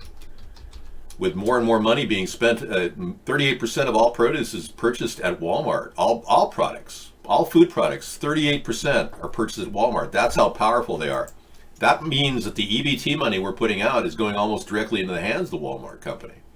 We've got a lot of power with that. So if we just muscle them and say, hey, yeah, and by the way, retaining your EBT status, you will have to actually pay your employees $15 an hour. Build it into the USDA agreement plan. And we could do that with other companies like Costco, Papa Murphy's Pizza. They've been riding pretty sweet on their employees getting less than $15 an hour, and they are getting huge amounts of EBT money, whereas Papa John's, they don't get any EBT money. I think that's a little unfair. So these are issues that we can actually work together to actually improve our economy and the dynamic without having to, encourage private unions if it does destabilize a company, and they don't want that. I understand that. And they kick people out faster than they could create a private union. So this is just another option to get what we need, which is more salary for the employees. You think you have a Papa Murphy's? Yeah, I've never had a Papa Murphy's. Have you ever had a Papa Murphy's pizza that's been cooked at a person's home? Yes, wait, what? A Papa Murphy's pizza that's been cooked at a person's home? Yes, you did too. You were with me. Oh, I was? My friend made a Papa Murphy's pizza when we went to visit her. Oh, that's right. It was actually pretty good. Yeah, it tasted pretty good. I'm going to check my my coloring is off for some reason. That's because I'm sitting next to you. Not That's really, the no. reason. It's just my white suit. I'm just going to add a little color here. Thank you. No big deal. This was a little bit too weird on my... I looked like I was in a morgue or something. You're following this Twitter debate. Excellent. Are we being attacked on Twitter yet by... No, we public got trolls? we got somebody that wrote something. Oh, good. Dr. John? Yeah, Dr. John Paladin's show said, we will stop crying about emotional social issues and start working on the practical matters of running the country, i.e. infrastructure, rebuilding a prosperous middle class, education, healthcare, etc. Solid ideas, Dr. John. I agree. Okay, I'm getting ready to post the next question.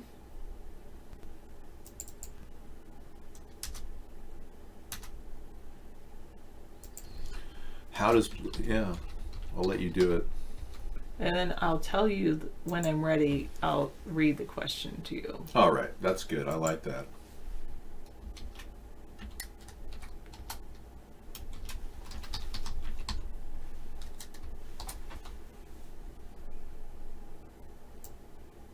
I'll say. Okay. No, nothing like that. No, I was never involved in that either. My ancestors were from the north. We were Yankees. Okay, David, how does political division...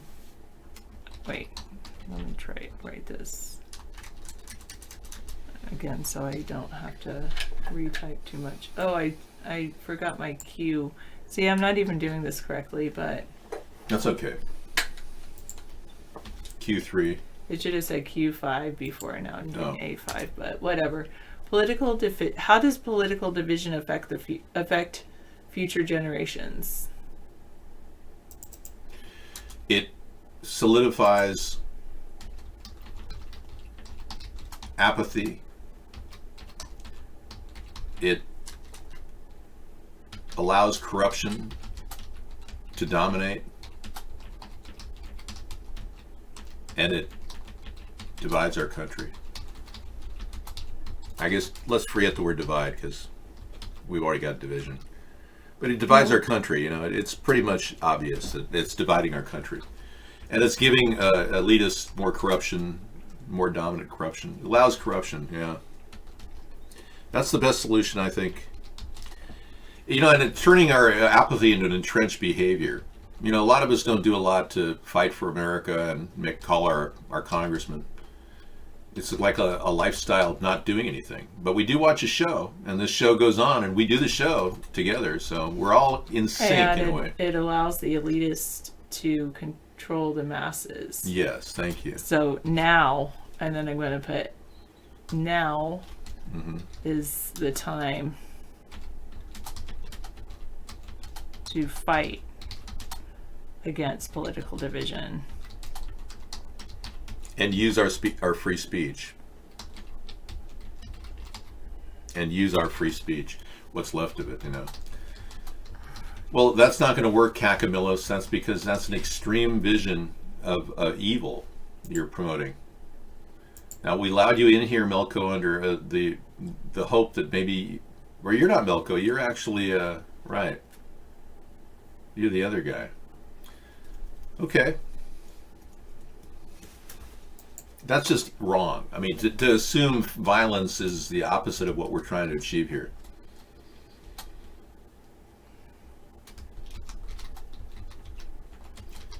Victory for Cake has been a troll against us for some time, Lego Block. And you may be too.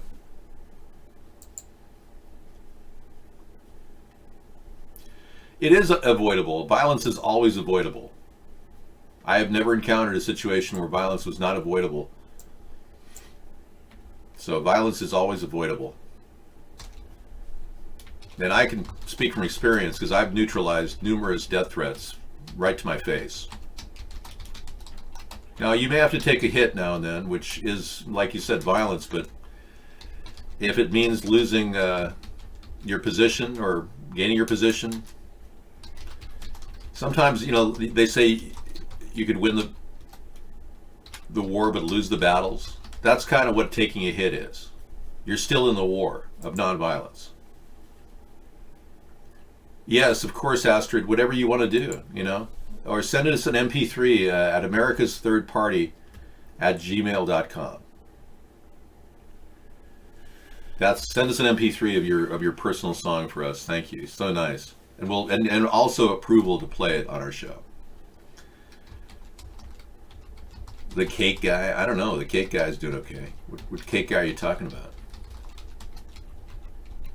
Well, John Travolta, they say, he may actually run for president, but he's going to have to get past that whole incident where he tried to, make a pass at a male masseuse. That's still in the record. Yeah, Mueller. That's right. Robert Mueller, yes, MC. Hey, Mueller, are you going to come out with a report soon? Because there's all this new evidence coming with the money laundering and Manafort that you didn't get to.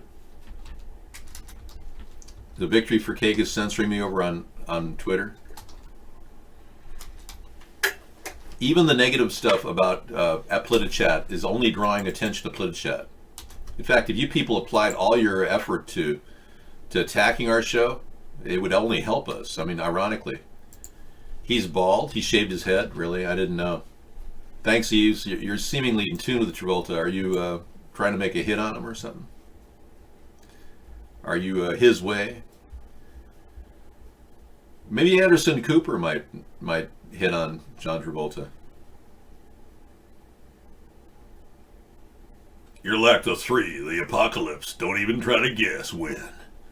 Well, Mueller, if you're ready, when I'm damn well ready, if you're ready to do the important thing, like you said you were going to have obstruction charges by September, and now we're 6 months later, waiting for obstruction charges. You may want to get your ducks in line this time. And try to get a subpoena to get 10 years of Donald Trump's tax returns. You haven't done that yet. I mean, why wait for Ocasio-Cortez to do it? Well, timing could be everything to not building the case, too. Wasting our time. Distractions. Timing is a distraction. Division is a distraction that stops real change from happening. That's true. Division is a distraction that stops real change from happening. Well, divide and conquer. That goes with the theme. Divide and conquer. So far our country has been languishing in this, what are we going to do with these powerful, corrupt people that continue to pay for our politicians to get reelected? Well, we're not going to do anything because we can't even get our show heard in America. I mean, we're being censored all across the globe, but we can't do anything. Censorship is definitely playing a huge role in the formation of a third party. No question about it. It's only through sheer diligence that Sarah and I do this show every day. It's almost, it's hard to believe, actually. In fact, Sarah's hard to believe that she'd even do this with me for so long, and I commend her and thank her for all that effort. But to even step it up and do a Twitter show is really amazing. Not many people have this sustainability, this, sustainable Saturday. Well, PolitiChat, she's really good at Twitter, and she has, a lot of experience just personally, with it. So if she wants to apply these skills, maybe it'll work. But it takes time. And like Meow said, it's a tough category because it's dropped in interest on the Twitter. The Twitter horizon, the numbers of hits on it have declined over the past year. It might even be by design. Maybe they purposely made it that way. They may have pulled a lot of the chatters off PolitiChat because of the Russian thing. Now, for a lot of us, many of us have seen a lot of followers. I saw 50 followers drop in one day on Twitter. It was the only major change we ever had. And it never goes up, so we know that they've been censoring us. But the drop could resemble the shutting down of multiple Russian accounts, because Twitter was hit hard. Yeah. I didn't like that either. I was very upset about that. I wish I could have corrected it, but I'm powerless like you are. We're all powerless together. But if we all realized that we were powerless together, simultaneously we'd have some semblance of power. We needed David's brand as enlightened centrism. I like that. Cut through the partisan talk about the issues that really mattered. Very good. Yeah, hashtag enlightened centrism. That's kind of cool. Good job, Bushman. I like that. See that? Enlightened centrism. Well, yeah, Twitter's been shadow banning a lot of people. We saw a guy on YouTube last night show his hits that I'm not sure what his category was, but he was doing a really popular show critiquing the Super Bowl. He had like 350,000 hits on YouTube. And then he showed us his stats right after that. The next day it dropped like this. And it's not because he actually kept producing stuff, and he saw people coming into his show, and his interactive show was like wild. People were coming in. But his hit counter went straight down and then flatlined right after that. They see somebody moving up too fast, they just shut him down, dial him down, and then and it's all controlled by YouTube without any oversight by our government or anyone within our own populace as government employees. I'd like to see an ombudsman group oversee what YouTube does. Like a group of randomly selected people participating on a legitimate way where we're not influenced by anyone. We'd have to probably post our assets and bank accounts on a public trust so that you'd know we wouldn't be bought off. There's all kinds of safeguards that have to be in place before you can get a group of people to do something. It's it's like a jury. So you have to have people that would oversee this in an objective way. But to create the censorship alone seems wrong in and of itself. If we just lifted the ban or lifted what appears to be censorship on YouTube, we'd see so much more interaction politically. The reason why our country isn't evolving is because we aren't allowing the political process to take shape, for free speech to actually happen. That's why our system is failing.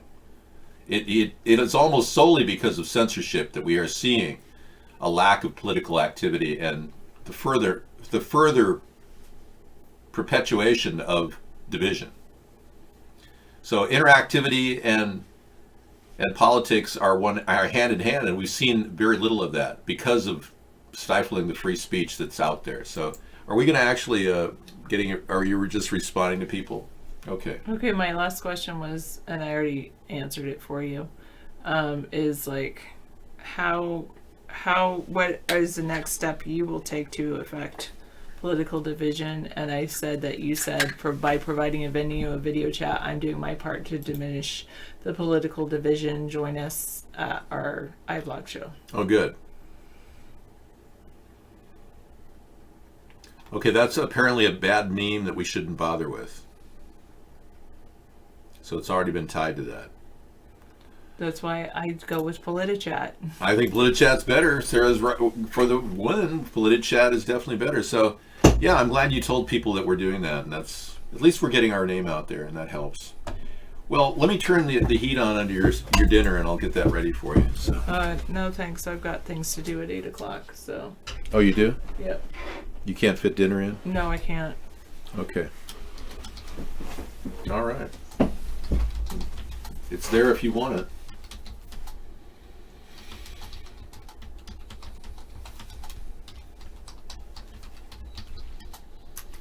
Yeah, it turns out one of the Young Turks is spearheading this Ocasio-Cortez thing. That one guy identified him, and we'll be talking to you about that tonight.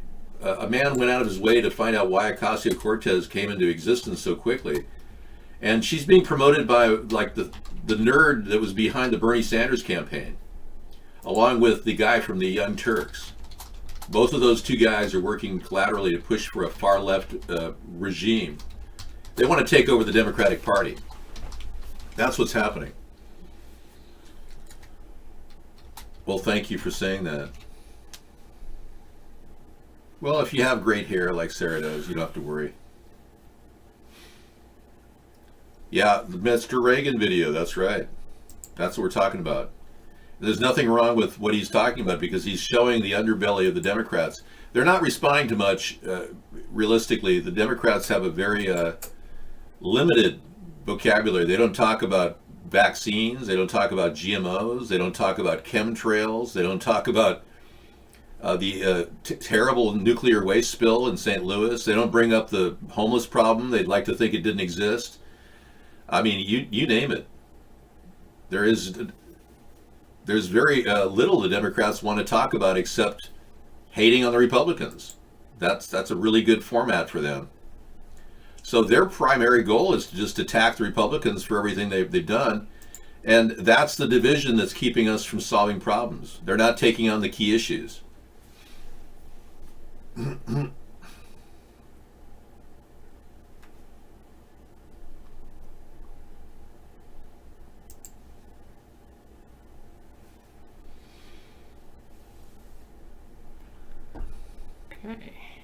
Well, if Mark wants to remove me from his show, he'd have to just pull us off the venue, and then we would, then go to the ACLU and put together a case. Yeah, the ties that Ocasio-Cortez has to the Justice Democrats, they call themselves, they're evil, and it's linked to Soros. I agree. Guess 481. We're not hooking up with misanthropy at any gig anytime soon, so there's nothing to worry about.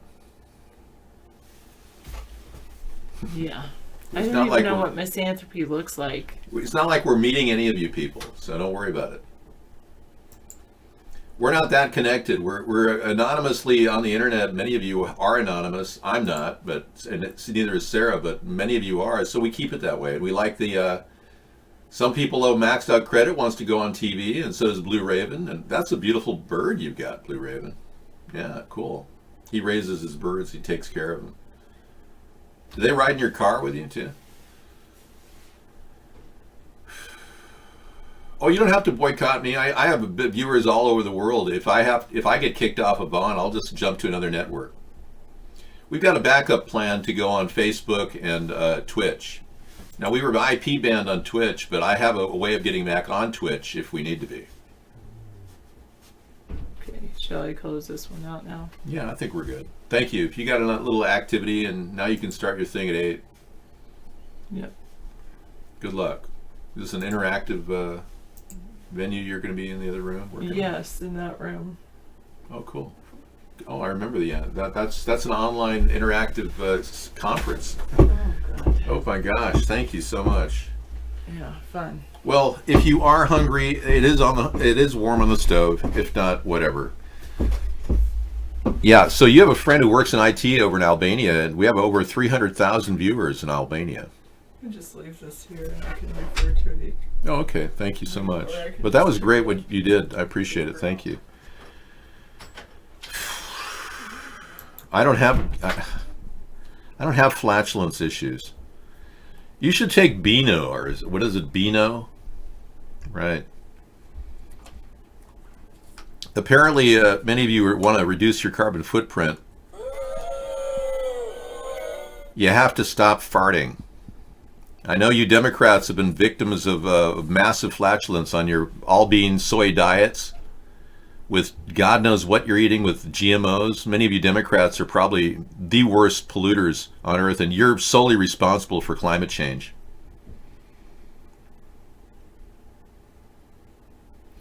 Yes, Robert Mueller, could you possibly arrest anybody who trolls us from Russia? Is that possible? Is it possible you could indict some of the people who have been trolling us? Because we've been hit pretty hard. You know, Mark said that he had 350 million VPNs he IP bans. And he can't explain why. So there is possibly, I don't have the ability to subpoena him, but you do, for his records, where he gets his funding. But there's rumors out there, Robert, that, may I call you Robert? Thank you. That there is a huge fund of money coming from Russia. In fact, he says he's a relative of Putin. Mark does. Yeah, I find that kind of strange. Well, the fact that the AOC says anything, she's only saying what the people who have been designing her are telling her to say. That's right. Well, the ACLU is not a part of anything right now because I haven't contacted them. Because as if you listen to what I said, I wasn't planning on going to their offices unless I am kicked off this network. Okay? Thank you. Oh, really? You met Latvian girl offline? She told you that she didn't like some chatter named Bengalitis? That's because you got a thing. You hate Bengalitis, so you're using every means possible to hate it. What is your problem, man? Dave, what will you do if trolls hide in Europe or Russia when you're president? Well, trolls are hiding in Europe or Russia. What can I do right now? I mean, we introduced the whole idea last night that Angela Merkel could very well be the daughter of Hitler. Yeah, I mean, that alone puts me on their radar. All of Germany is talking about me right now. Yeah.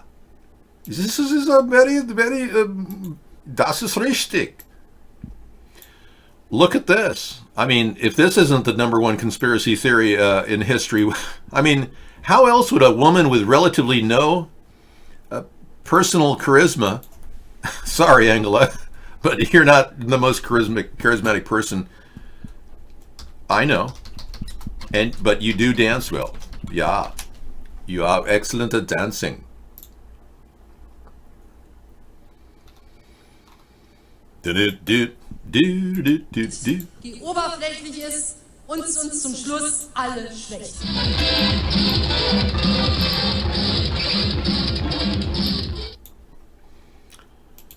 But anyway, in all respect, I do respect, let's just say this, that having looked like Hitler's mother, having that coincidence, having retained power all these years, it's a little bit too pad, in my opinion.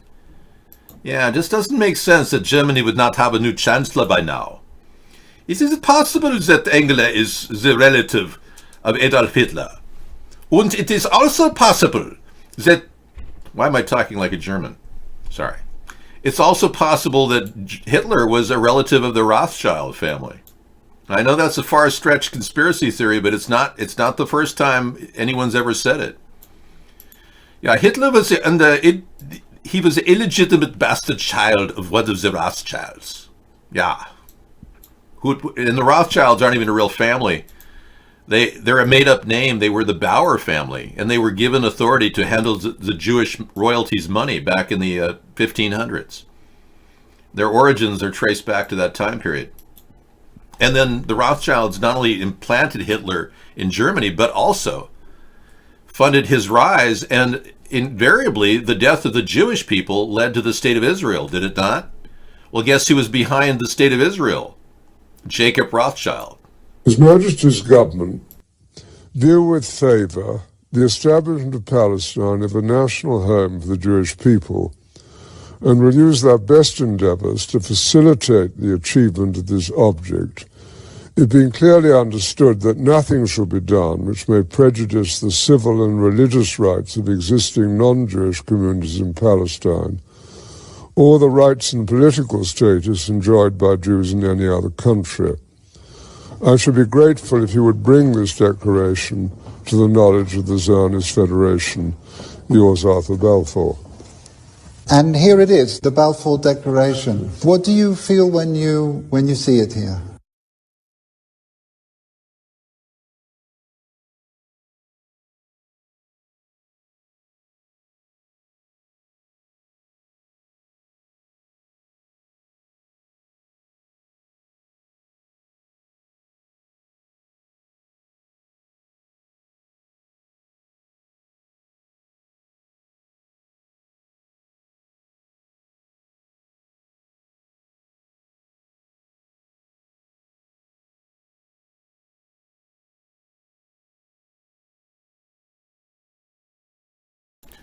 Now, I want everyone to know that the Balfour Agreement was put in place by my family many years ago, and the intention of the Zionists were to maintain the construct of this entire agreement.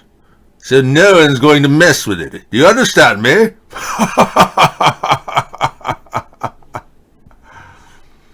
It's uncanny how we share the same nose. Yes. The same look. It's almost beyond belief.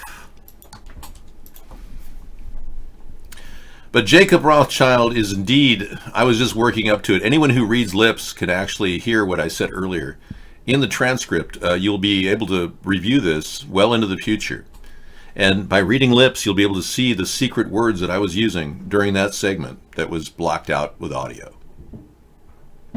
I think that Jimmy Carter could definitely look a little bit like Jacob Rothschild.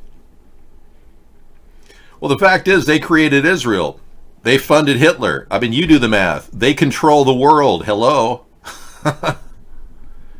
Would you like to read from the Illuminati Covenant, the Secret Covenant? I don't do a Gerald Ford impersonation because Gerald Ford had no personality. Sorry. I only do presidents that have personality. Like Ronald Reagan. Now there's a man. No, they're not the protocols of Zion. Let me show you the covenant of the Illuminati. When Ronald Reagan first became the paid actor known as a president, what difference at this point does it make? Here is the covenant of the Illuminati, the secret covenant. Now I don't talk about this because it's secret, but ever since the internet, the Illuminati has been outed, and they have actually planned on. It's just amazing. This is an unknown authored piece that I read during the pre-show that is absolutely disturbing. It talks about how they want to just make the world toxic and destroy the earth, constantly keeping us under their control. Basically saying you'll never form a political union. None of you people have the ability because you're also brain dead. I mean, really. It doesn't take a West Point graduate to realize that. Yes. But of course,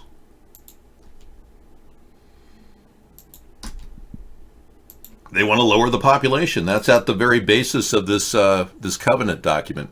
So yeah, if you want to check out this covenant, it's kind of like the Georgia Guidestones, but it's even more disturbing. Yes. Well, at least it's within the spirit of the Illuminati that they explain how they're controlling your brain. Hello, Ad the One. Welcome to the show. It's very nice of them to create this illusion. Yes. Well, if they think that you have the ability to change it, they'll just pull your plug, basically. They don't need you to worry about anyone changing because they'll just pull their plug, you know. They control everything on the media, and they would never allow a person, common man like me, to step into the political theater. It just wouldn't work. So they've kept me completely censored, and that's kind of part of their covenant. They don't want me to enter the media, but I'm already way ahead of them. I thought through this at great length, and as you know, I'm an expert at logical thinking. And one of the secrets that I saw in my futuristic predictions of this country was that we would find a common ground in the center of the political spectrum. They don't plan on that. Remember, their entire plan is based on division. Well, what about affirmative action, Mad Dog? Are you upset about that? Yeah. They rely on division, and they don't think that we'll ever form a centrist movement. So far, they're right. I don't know why the Star of David is on. Yeah. No, it's definitely, that's not the Star of David. That's a pentagram. Right. Well, what do you want in terms of reparations for having, lost the war against the North? What would be your cash value, your specific cash requirement for you to feel restitution? When you feel restitution, what would you ask for, Mad Dog? So Meow TV says the balance of nature has to be maintained. If you breed too much sheep, they eat the land. Therefore, you send the wolves. It's culling. Same thing applies to millennials. Problem is, we've got way more production value than that. In fact, back in the 1950s, we talked about producing so much food that we would all be abundantly wealthy in food. Instead, the Rothschilds made it very clear they were planning on genetically modifying food so that it would kill us and make us sterile, like the epicite gene that's in corn, that's genetically modified corn. That causes sterility. Now that's part of the corruption of our food supply that they've engaged in, which is really not necessary. In fact, human species is the only species that doesn't actually want to survive. I'm sure every lowly species that we're killing left and right with our chemical pollution would openly, if they had a voice, would say, "Oh, don't kill me, please, I want to live and replicate, oh," something like that. But In fact, we're the only species that willfully wants to get rid of its population. What does that tell you about the human race? We're failing. That we've become so self-centered that we're not even thinking of the collective benefit of humanity itself. That we've created a subclass of people that are so wealthy that they think they're chosen, that they somehow represent a greater spiritual purpose than all of us, and that they somehow should be here. I'm not Johnny Carson, but I could be. Ed and I have been working on an act from the grave. Johnny Carson.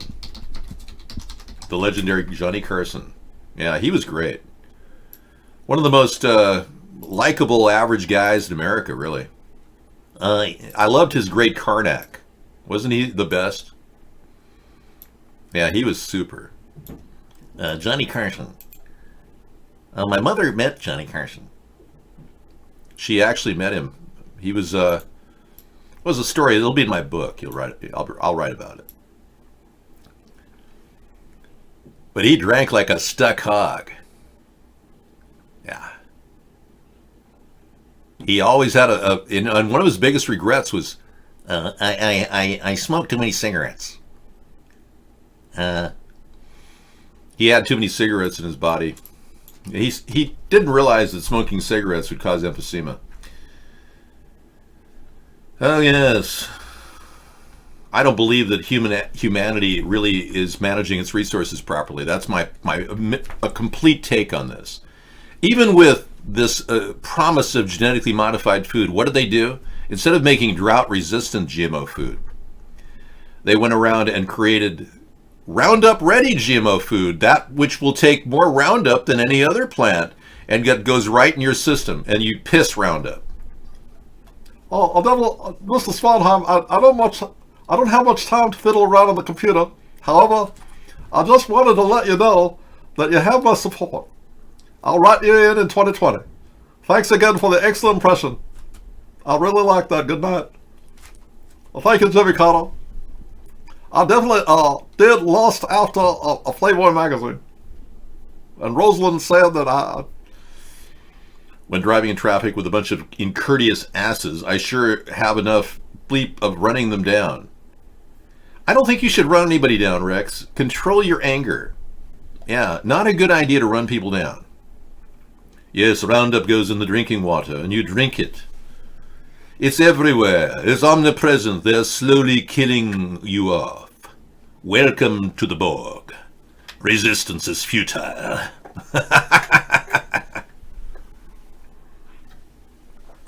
Anyway. Yeah. Well, that comes from having an itchy scalp, I guess. Yeah, what about Billy Beer? And what about the Cheetos that Blue Raven, or pistachios that Blue Raven's hooked on? You know, he had a thing for pistachio ice cream. Now he's hooked on pistachios. And Maxed Out Credit, you're in here still. Wow, you've been going a long time. Now he's hooked on pistachios. And Maxed Out Credit, you're in here still. Wow, you've been going a long time. Yeah. And we got Blue Raven. How's your mic doing, Blue? Blue Raven, everybody. All right. He's on his headset, so he can't really hear me. But yeah, these guys hang out in our chat room. We've got the pro account. Somebody gifted us a pro account last week. It was wonderful. I'm Pisces1 gifted us that account, and I really appreciate it.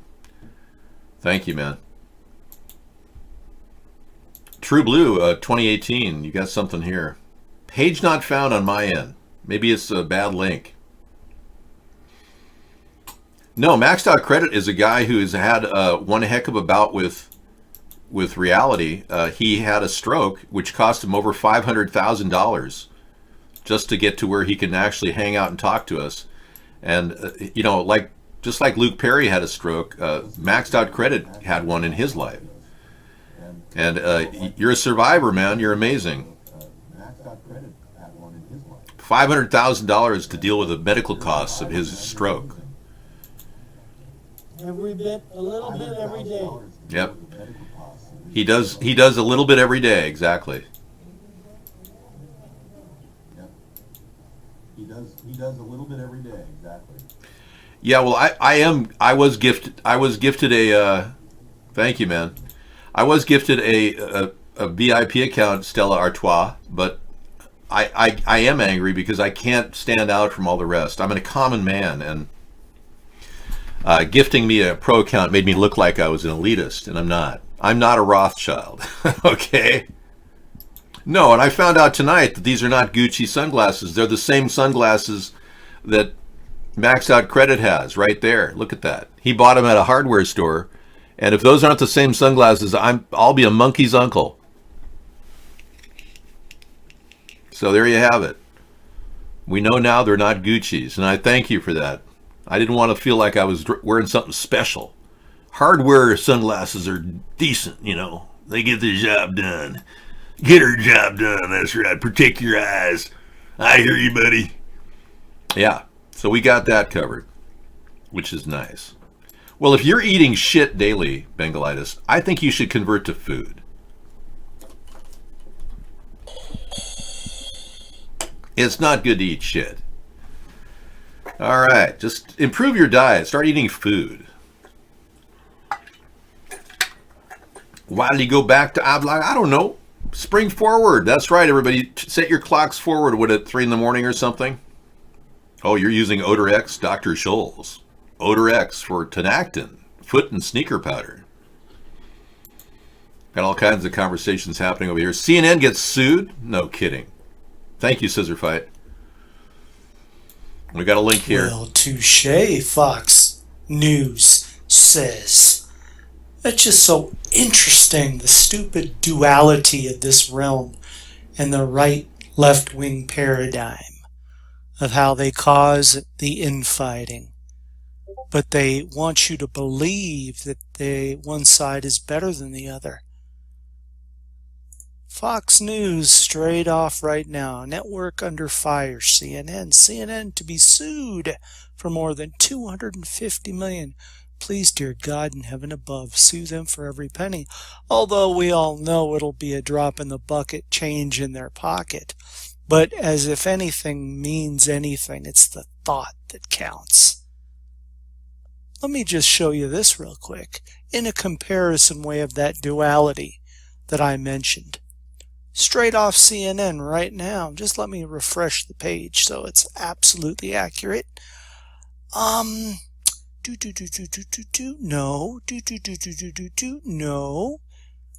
No, I don't see it. I simply do not see it. I don't see it. It's not anywhere that they're going to be sued. Nope. Because you know why? It's very simple. Because if it doesn't fit the narrative, if it doesn't fit the agenda, then they don't want a fucking thing to do with it. So thank you, Fox News. Although I'm sure in the next 2 hours when I check back on CNN, they'll have a tiny, itsy little tiny thing saying that, yeah, they're going to be sued for $250 million for their vicious and direct attacks on the Covington High School student. I bet. But I just can't resist good news like this. Boy, now I'll throw this one down or up, but wouldn't it just be the greatest cake with extra frosting and a cherry on top if the Jussie Smollett area happened to bomb as well as this? It won't. This will take a lot longer time, but just, I'm getting so damn excited over exposing the evil that CNN truly is. It's fake news. CNN, the most trusted name in lies. CNN, it's an evil cult church that employs warlocks and witches, and its head pastor is Anderson Greenscreen Pooper. Propaganderson green screen pooper. Yeah, that's a good closer. That's a pretty good assessment of CNN, but isn't that just more divisive politics? Fox back and forth. They're playing it. Fox hates CNN, CNN hates Fox. He's part of it too. I mean, ironically, he's part of the divisiveness that they're perpetuating. Hey, this news just came in. Right. The Salamanca, a nightclub shooting happened down in Salamanca, Mexico. 15 killed as gunmen sprayed bullets into the crowd. A gunman arrived in trucks and opened fire on revelers at a nightclub in Salamanca. That's tragic. Video unavailable, but thanks for the tip. Hopefully things will be sorted out down there, but 15 people have been shot dead. Another 7 were wounded at the club. If this is real, this is, and you see many more real massacres in third world nations. It's far more prevalent than the ones in America. You never see blood in American massacres, but throughout the globe, you see it all the time. People are really being, terrorist attacks happening. But in America, we tend to be a little bit more antiseptic about it. We never show any pictures of dead people. Well, hopefully that won't be as bad as they say it is, but you never know. The rain is never ending. Yeah, well, California was hit with rain, and the Russian River was rushing over the slopes. And it's weather modification, I argue. There's a hope that they're going to somehow break a dam in California. There's talk of the ultimate goal of the Illuminati is to blow a dam out. That's a big thing. It was part of the Illuminati card set in the 1990s. Breaking of the dam. No, these are actually the same glasses that Maxed Out Credit is wearing right now. And he was the one that found them at a hardware store. So they're not Gucci's, folks. I was under the impression they were Gucci's all along, and he's got the same glasses. Yeah. Yep. They're safety glasses, and they're available at your local hardware store. But I like them too. Dang nabbit. That's right. All right, well, that's good to know. Dang nabbit.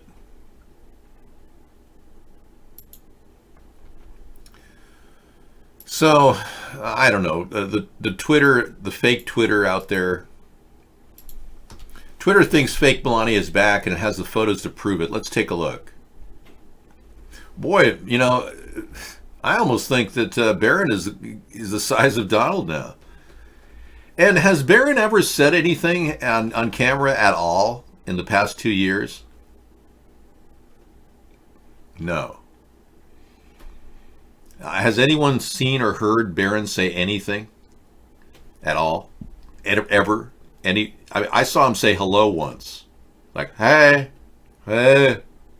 something like that. Hey. He doesn't have black trim down the nose separation? Really? Huh. Well, I think they are the same glasses. He's down, he's up, he's all around. Well, Barron's gotten a lot taller. Look at that. He eclipses her. I think he's close to 6'2" now. Barron Trump is autistic. In other words, he comes to Vaughn nightly. Well, hi, Barron. Did you take on Nurse Sponheim as your name? Okay. Thank you. Barron's in the room as Nurse Sponheim, everybody.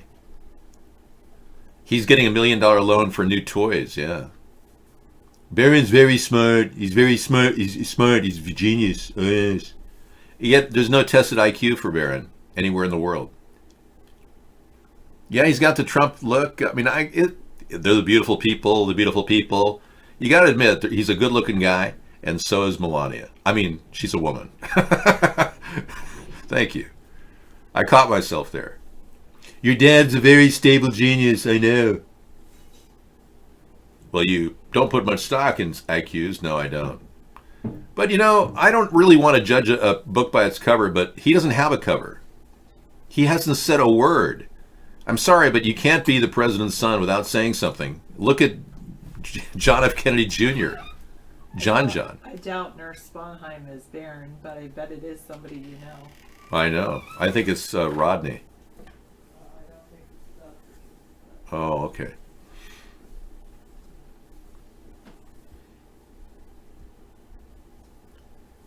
Well, how would anyone know that, Misanthropy? No one believes that they were born of a prostitute.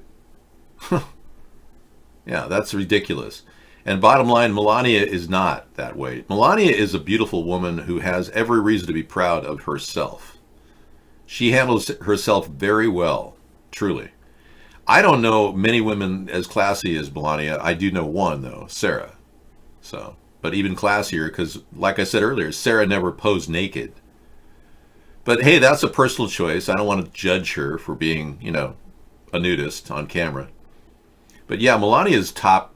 We're lucky to have her as a first lady. She adds a lot of credence to the Trump, shall I say, circus act. Donald's not here. I can talk about him this way.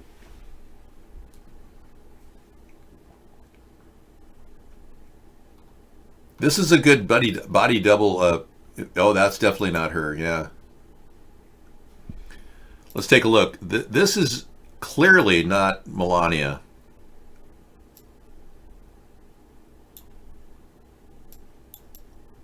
Yeah, that doesn't even look like her. It's far more severe in the face.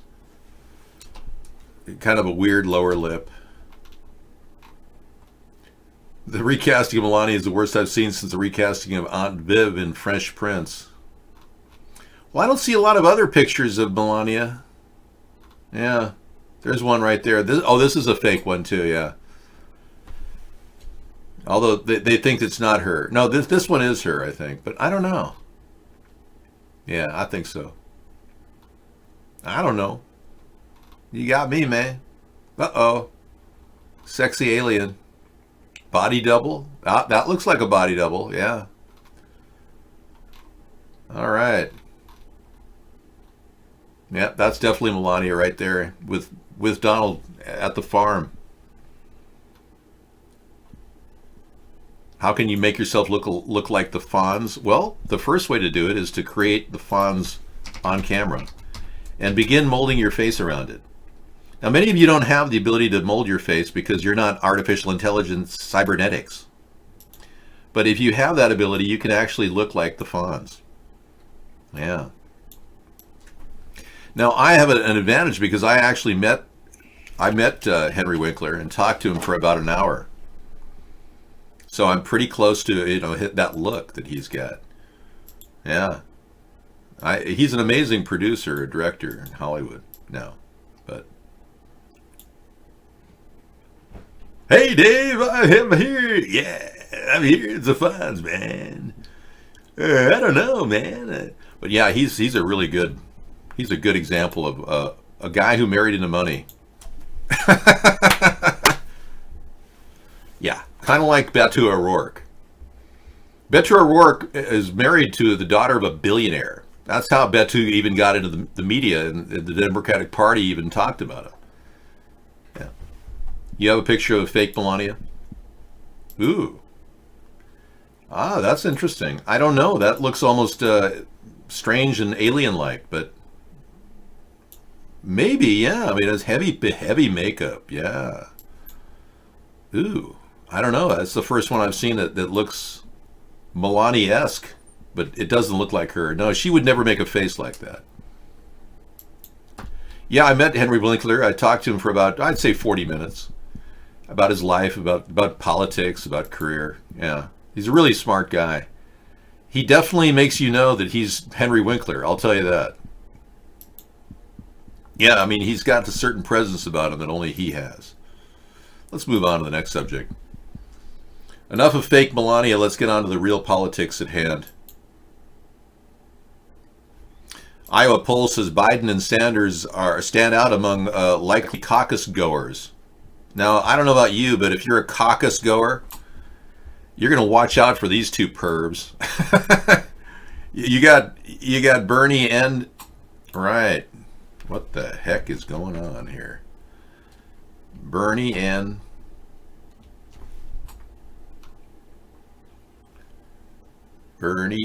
Biden sitting in a tree. K-I-S-S-I-N-G. Yeah, Bernie's on record for having said that women prefer rape by three men simultaneously. Brand new polling on the first in the nation Iowa caucuses. Sitting at the top, a man who isn't even in the race yet. Here are the results from our CNN Des Moines Register Mediacom poll. Former Vice President Joe Biden edging out Senator Bernie Sanders 27 to 25% as the top choice for likely Democratic caucus goers. Okay, if you're a caucus goer, you're going to want to know if, caucus goers don't even know the simple fact that Bernie Sanders wrote an essay on rape. Yeah, in which he said, and this is Snopes.com, by the way. This is an authentic Snopes here. Snopes.com, in which Bernie Sanders said, and I quote, and this is shocking, I know, the perv that he is. He wrote an essay in which he says, in which a woman fantasizes about being raped by 3 men simultaneously. Wow. Okay, Bernie, thanks for writing that, because now we know where you're coming from. Yep. And if you want to see that, in fact, Snopes, so you Democrats believe everything Snopes says. So here's the Snopes thing. You can just take that to the bank and watch Bernie's entire run for the White House collapse from under his Audi R8, the sports car that somebody gave him enough money. Hillary probably gave him enough money to throw the election. Now, I'm not trusting Snopes. I'm just showing you right back in your face. That's what it says. And that's a fact. It's been thoroughly authenticated by numerous sources. Meanwhile, we've got talk about Biden and that thing he said to that little girl, that 13-year-old girl. That's going to dog him in the 2020 election. No question about it. No question about it, man. He's some evil stuff, man. You like that guy online? He's funny. Yeah, man. He's some evil stuff, man. You're looking at the perversion, man. The Mr. Biden, man. Take a look. If this doesn't freak you out, I don't know what will. Yeah, you can trust anything you want to trust. Point is, he said it, research it. It's no joke. I've got a lot of other dirt I can sling on Bernie. And he's a millionaire. He's multiple millionaire. He made $2.3 million last year. He's in the 1%. He doesn't care. I've articulated a plan to break down Wall Street through the SEC. And I will, unlike Obama, who didn't fire anybody at the SEC, I will phase out everybody in the first 6 months at the SEC and bring in top whistleblowers who are working to try to get accountability among Wall Street executives. That's something Bernie didn't think of. I will.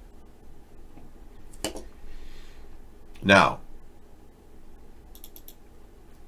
take a look at this weird statement that, according to, well, actually, the audio is going to be really loud, so prepare yourself for this. This is not something that you can just ignore. Scissorfight did his best job of raising the volume on this.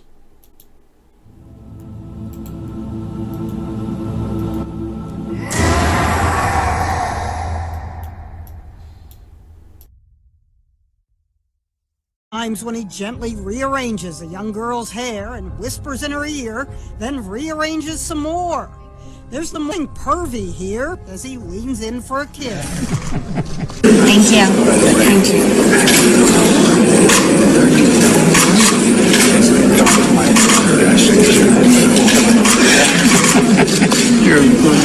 Thank you.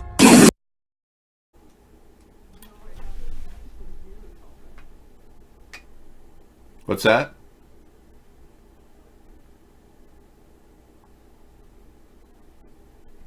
All I'm saying is he said those words and we know it's transcripted. He did say women, yeah. You want me to play it for you again? No, the audio is not altered. It's absolutely what he said. Yeah, we have numerous cases of him groping children too.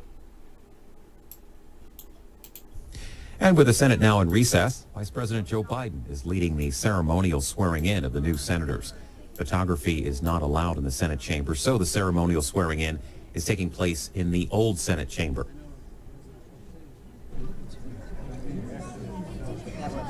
Nice to meet you. Hey, how are you? Come on, let's all. Come on, you jump in here. What do you want?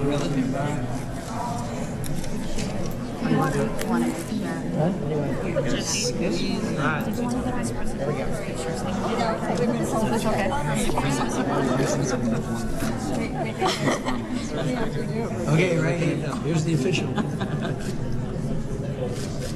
Now, guys, look up the Senate photographer up top. Oh, there you go. Can I just go?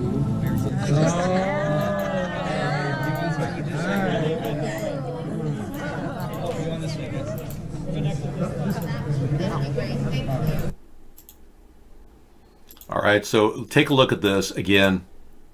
Thank you.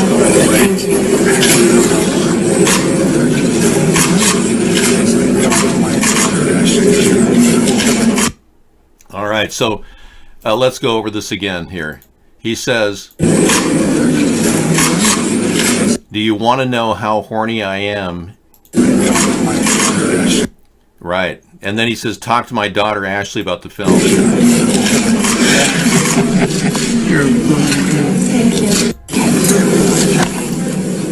All right, come on, slide in here. All right, I think we've seen enough now to know that this guy has got some serious issues, but I'll play it in the background for you guys to look at all of his touchy things with the kids. All right, we got it on audio. Yep, we have him saying those words. And if someone were to, munch those same words into my mouth, I would just play the video. Yeah, it's a perfect lead into the video, I think. Now, we have permanent record here of the video, and we can easily take and listen to it up close with a certain amount of screening. We can bring up those words. I don't think that's relevant. Now, we do know that Biden actually did lie on when he passed the bar. He barely passed when he became an attorney, and he was caught cheating. Now, Biden was caught cheating and he lied, passing the bar. That's a serious flawed character. Now, of course, we've got President Trump, and there's issues there with character. Let's not, dice words here. I don't know if they're married into DuPonts. It's irrelevant to me who they're married into. Jim, you're feeling really negative. He wants to screw the entire government. How are you planning on doing that? Government equals mind control. I agree. Well, too many cameras making noise. We can pull that audio down. It's called the too many cameras making noise audio, and we sculpted out of the audio clip. We would never want to in any way alter what he said, though. Telling a 13-year-old girl that he's that horny is a serious allegation. Now, I've never seen Biden with kids other than touching, children on camera. So, it's not a big deal for me to, see him. Oh, this is one where the kid, he puts his hand on her breast. It's just so weird. It's freaky. Let's see if, that's the different part of the clip. Let's see if we can get to it. Somewhere in here. All right, well, we don't have the specifics for you right now. Is this the one where he reaches in and grabs her? He's touching her hair there. Right. Yeah, we have the one where he's reaching in. It's just not queued up right now. Hey, well, that was the Biden results. We know that this guy has got no real good intent when he's touching people like this. I want to know about the film. I'm going to ask Ashley. Okay. Then again, I'm not an audio forensics expert. Well, I am. And I assure you that audio can be sculpted even more. Yep. They can hack any word I say. In fact, I were to say any number of words on screen, it can be morphed into a fluid statement. It's already been done against me. I have over 30,000 hours of audio on record, and in the process, it could easily be turned into any number of things. In fact, there was a police department that was concerned about, whether my voice was real or not, and they contacted me because somebody had used my voice and sculpted it into a message and made some very outrageous statements to a police department. You want me to play Michael? Oh, it's Saturday, Sustainable Saturday, and you're missing Michael Obama. Oh, that's so sweet. Are you a transgender too? We don't mind transgenders in the room if you are a tranny like Michelle Obama. It's okay. I just don't support LGBTQ here. It's not that I want to kick you out of the room. Joan Rivers brought us this clip. If you don't recall, check this out. And do you think that the country will see the United States will see the first gay president or the first woman president? We already have it with Obama, so let's just calm down. Got it. You know Michelle is a trans. I'm sorry, she's a what? A transgender. We all know. Oh my gosh.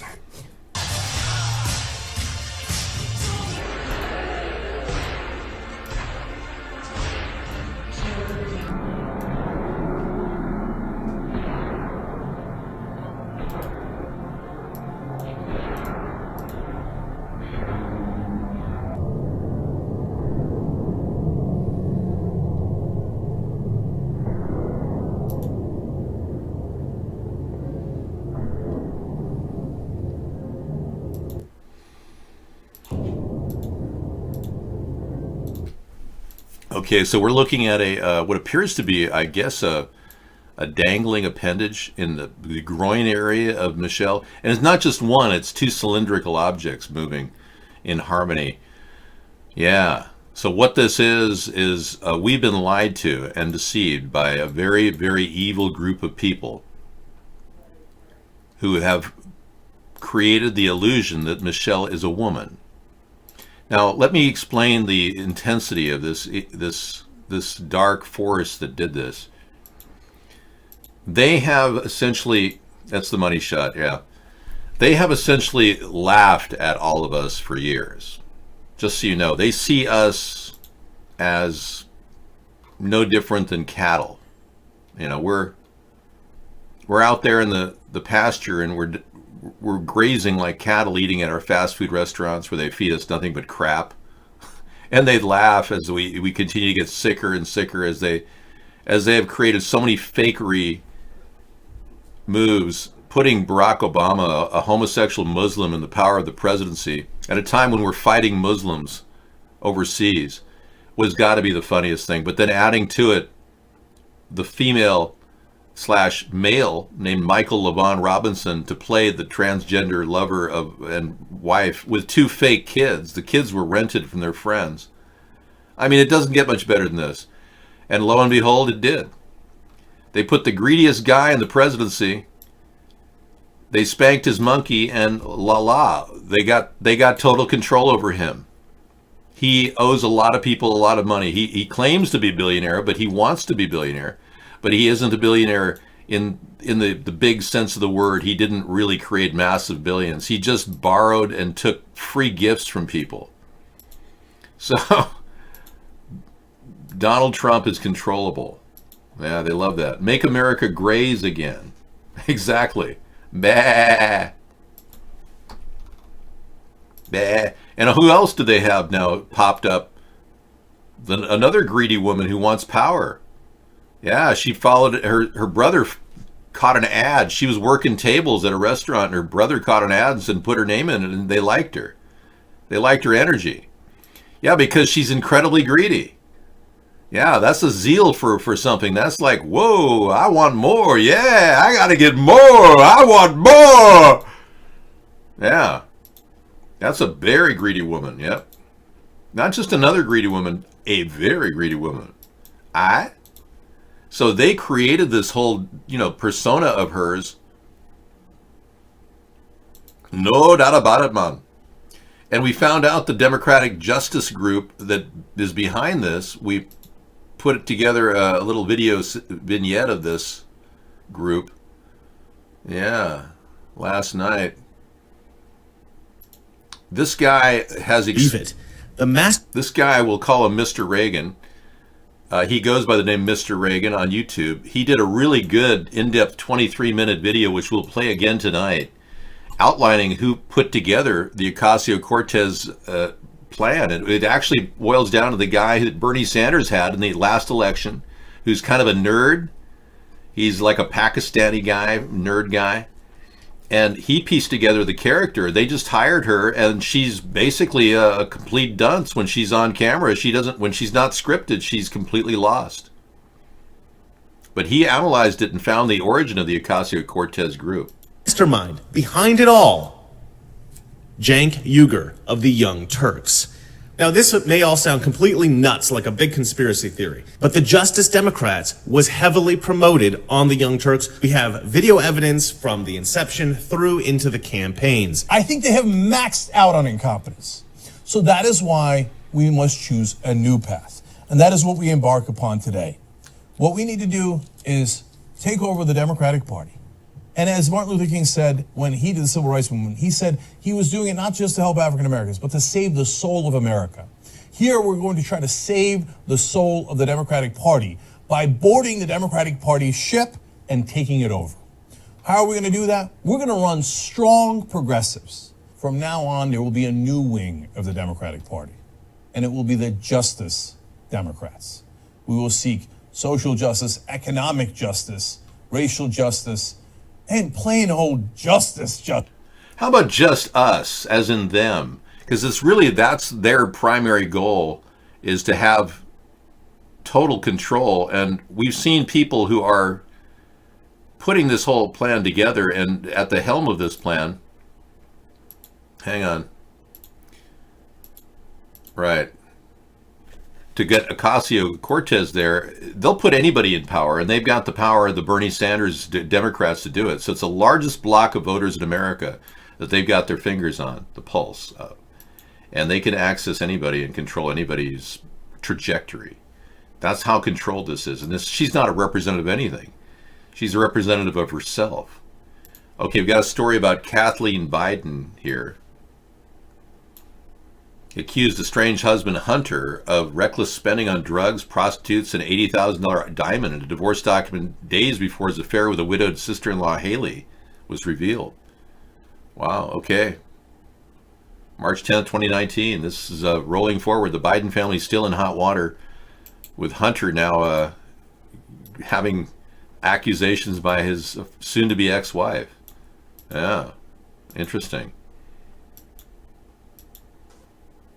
Yes, Hunter Biden is Joe Biden's son. I got that. Yeah, I read it. It's, again, a reflection of his character or lack thereof. Let's not kid ourselves. Biden is definitely guilty of something. We're not sure what. Now, I don't have any photographs other than the pictures of him, indecently touching kids on camera. I have no other photographs of him with children. Other than what he said to that girl, 13-year-old girl, who he said he was making him horny. Yeah. So that's just all we can really piece together, that and his record of having lied and cheated on his bar exam. We really don't have a lot because he didn't do much under Obama. He just said this is a big effing deal when Obamacare passed, which was very inappropriate for a VP to do. Whatever he is, I'm not sure what he is, but I can tell you that it doesn't look like the kind of guy with a solid virtue that we need as president. We've got a perv right now who cheated on his wife. We know that. We've got the ultimate case of perversion with Donald Trump. Yeah, and he won't even admit it. He won't even publicly talk about it or apologize to Melania. So he's hiding under the veil of, oh, it's all a Russian hoax. It's all fake news. And we got a simulation here of an altered reality. Let's take a look. This is the world that you know. The world as it was at the end of the 20th century. It exists now only as part of a neural interactive simulation that we call the Matrix. Whoa. Okay, well, we'll be playing more of that tonight. Yeah, that's in the... It's called Simulated Reality. This is how they fake shootings and terror events like Orlando. Excellent. Another good one from 153news.net, which is up and running now, thankfully. Okay, good. We got that happening. My beautiful cat Fluffy's in the room. Blue Raven's making. He loves his technology. That's pretty obvious. And Max.Credits just happened to be, watching our show with his cool glasses. That's cool. So we have these great live video formats over at iVlog.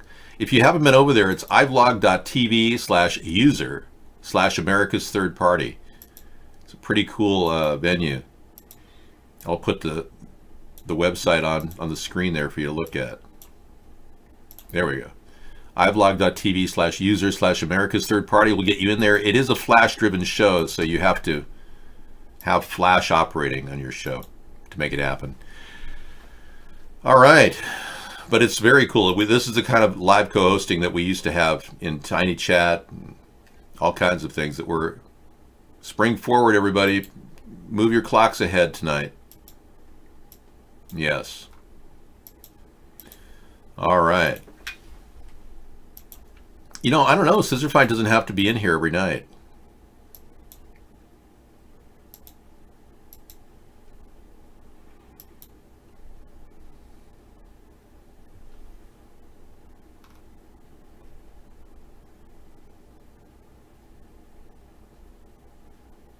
Okay. Yeah, we had a couple things.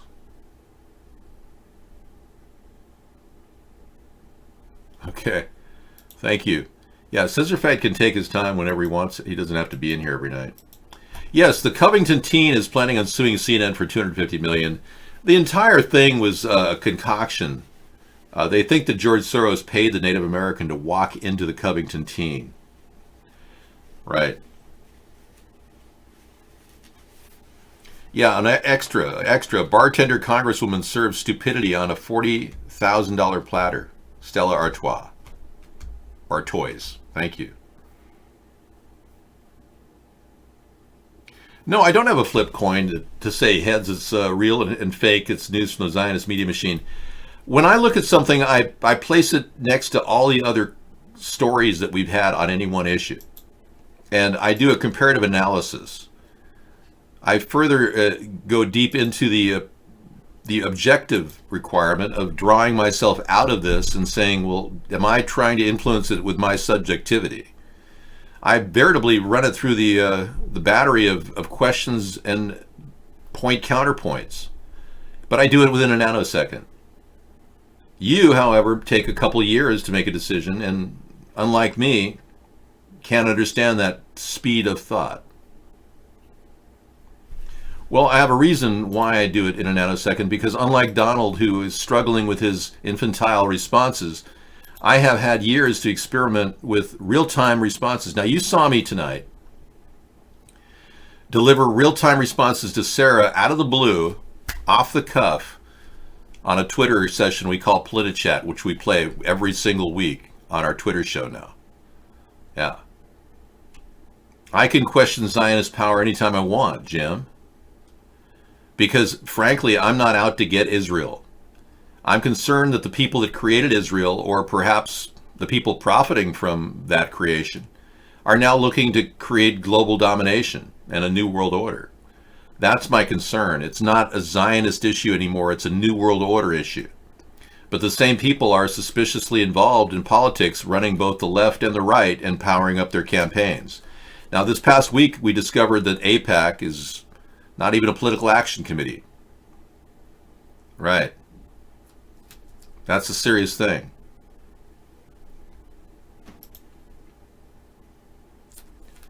Some Democrats like Rahm Emanuel have dual citizenship with Israel. Yeah, I'm not attacking Israel. I never did. I'm attacking the Zionist powers that are now looking for global expansionism. And one of the reasons why we're questioning our existence in Iraq and Afghanistan, and which is a very solid question, even Syria, and why we were there, and I've always been against our occupation in Syria, is that we should have asked these big questions a long time ago, because these people are obviously, the people that are paying our politicians are obviously trying to manipulate our foreign policy. So we're constantly starting wars that protect Israel. That's not part of the deal. The creation of Israel by the Rothschilds, I just showed you a video, proves that. Which shows you, even Jacob Rothschild's very proud of his activity there. It shows you that this existence is of a greater purpose, and we're not sure what the end game is. That being the case, if we have unleashed a potential, plan of theirs, and we've exposed the secret covenant of the Illuminati today in our show, in our pre-show. We went over the story quite a bit.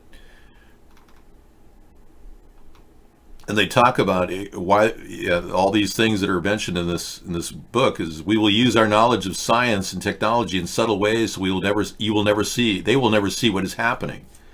And it goes on to talk about how they are working every aspect of our media, our public awareness, in order for us to get sicker and get weaker and get robbed of every dollar we've got. And if this truly is their plan, then of course Hitler's Third Reich was step one in this big plan. Right. Their next move is to dominate American politics to make it step two. And that's ultimately their goal, is to control the world and ultimately get rid of most of the population. That's what I'm resenting. I have nothing against Jewish people. In fact, I admire Israel and the number of patents that many of their people have acquired. It shows a great promise.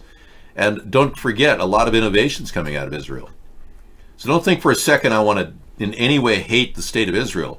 I actually want the people of Israel to know that we would provide air power in the inevitable possibility that somebody provokes a war against them. We will give them support. I will not send ground troops in to die in some Middle East war. And I'm also telling people that so that they know that we're not planning on furthering conventional warfare on Earth.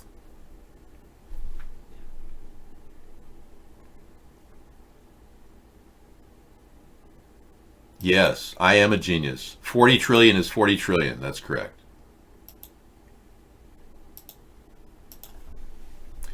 And I've talked about a $40 trillion World Bank amount that the World Bank has in our trust, America's trust. I'm more than willing to work with the Federal Reserve to try to resolve that. If we have 40 trillion in trust from the proceeds from the Japanese and German wars that we fought in World War II, then we need to know where our equity is and whether we can cash out. Because if we can cash out, it's a good time to restore our confidence with all of our allies by paying them back. Can you imagine how supportive that would be if we could pay back every debt we've got out of that money we have in store for us? And establish an infrastructure bank worth $20 trillion? I mean, you name it, we could go from there. We could rebuild the United States of America. Because right now the United States of America is in bankruptcy. It has been since March 9th, 1933. No, I don't think Nookie had a point. My point with Nookie is that I never questioned the number 40T equal 40 trillion. I never even had that issue in the show, which means that this person is quite off in their assessment. Therefore, everything they said was of no value. I'm looking at a video we're going to be playing tonight about how the Rothschilds created Israel, and kind of similar to the one I just played you with Jacob Rothschild taking credit for it. But yeah, we're more than willing to tell you how they created Israel. Now I'm worried about a new world order. Now these people who are Rothschilds had huge amounts of money back in the 1500s that if amortized forward would equal close to $200+ trillion. Well, we have $40 trillion of that $200 trillion in the World Bank. We're not sure what else they're doing with their money. Again, we don't have any time for you here, because if I said 1,000, I don't know what you're talking about. Yeah, thank you. Thanks for coming in. Don't come back. See what I mean about the nitpicker? This guy's name is Melko, everybody. And he's kind of lowering the bar on our chat by being a nitpicker. Thank you. That was Melko. You would know, Zeno. You room with him. I mean, you share the same IP. Yeah. Here's a better, longer version of the Rothschild interview. Oh, like we need a longer version. Okay. That'll be fun. Sure, why not? Yeah, when I was a kid, we never even talked about trillion. Same here. It was always billion. Okay, well, I'm glad you're hunting down the bad guys here. Okay, so Biden and Sanders standing out in the Democratic Party means they don't have anybody. They don't have anybody with original thinking. That's an interesting aspect of the Democratic Party. Yeah. And they won't take on the big issues like, why are we being daily dosed with fluoride in our water system? You notice that Democrats won't talk about fluoride in our water system, but yet it's a bigger and bigger issue in America every day. Or the chemtrails that are being dumped on our heads. How come they never talk about that? So we're still dealing with the same stupid Democratic shills that aren't addressing the real issues facing our country. And nobody's going to out Michelle being a homosexual or whatever, transgender. I've done that time after time, and I've even given you photographs of the authentic picture of Michelle when he was just a young guy named Michael. Michael and Obama were very close. They were close together. Yeah, they practically they were buddies, butt buddies. Check this out. Yeah, Barack Hussein Obama with his lover at the time called Michael LaVaughn Robinson. And we ran this through you last night. I mean, this is just one of the many examples in which we have been lied to. Yeah. Same crap, different century. Yeah.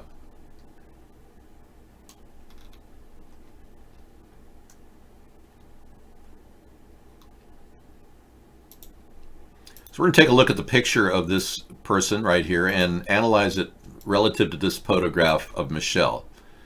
And as you can see, you couldn't have a better match if you tried.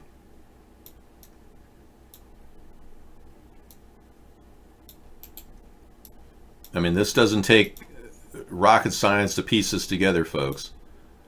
You line the faces up and you've got the same person. Look at that. I'll just zoom in on it for a second.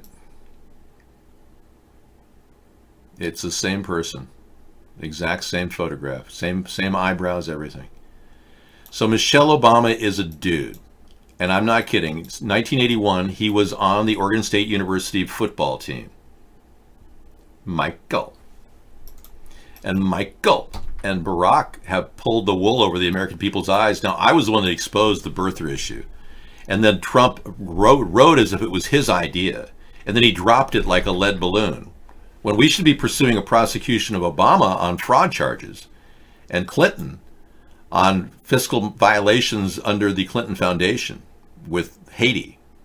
Clearly, there was a loss of $5.4 billion mistakenly taken by their agency, which never went to the people. That alone is a huge fiscal crime, a racketeering.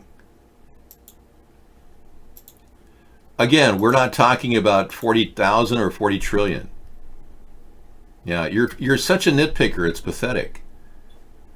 40T could be 40,000 or 40 trillion, but look at this nitpicker. He's constantly focusing on that one issue. Isn't that unbelievable? I mean, the guy is seriously messed up in the head. I've never met a more OCD person than this Melko guy. And I consider him at a high degree of risk. I think he's escalating. And his level of frustration and stockish behavior would be warrant perhaps investigating. Seriously. And I'll definitely put him high on the list of people that are, potentially likely to elevate. He seems to be getting more and more frustrated as time goes on.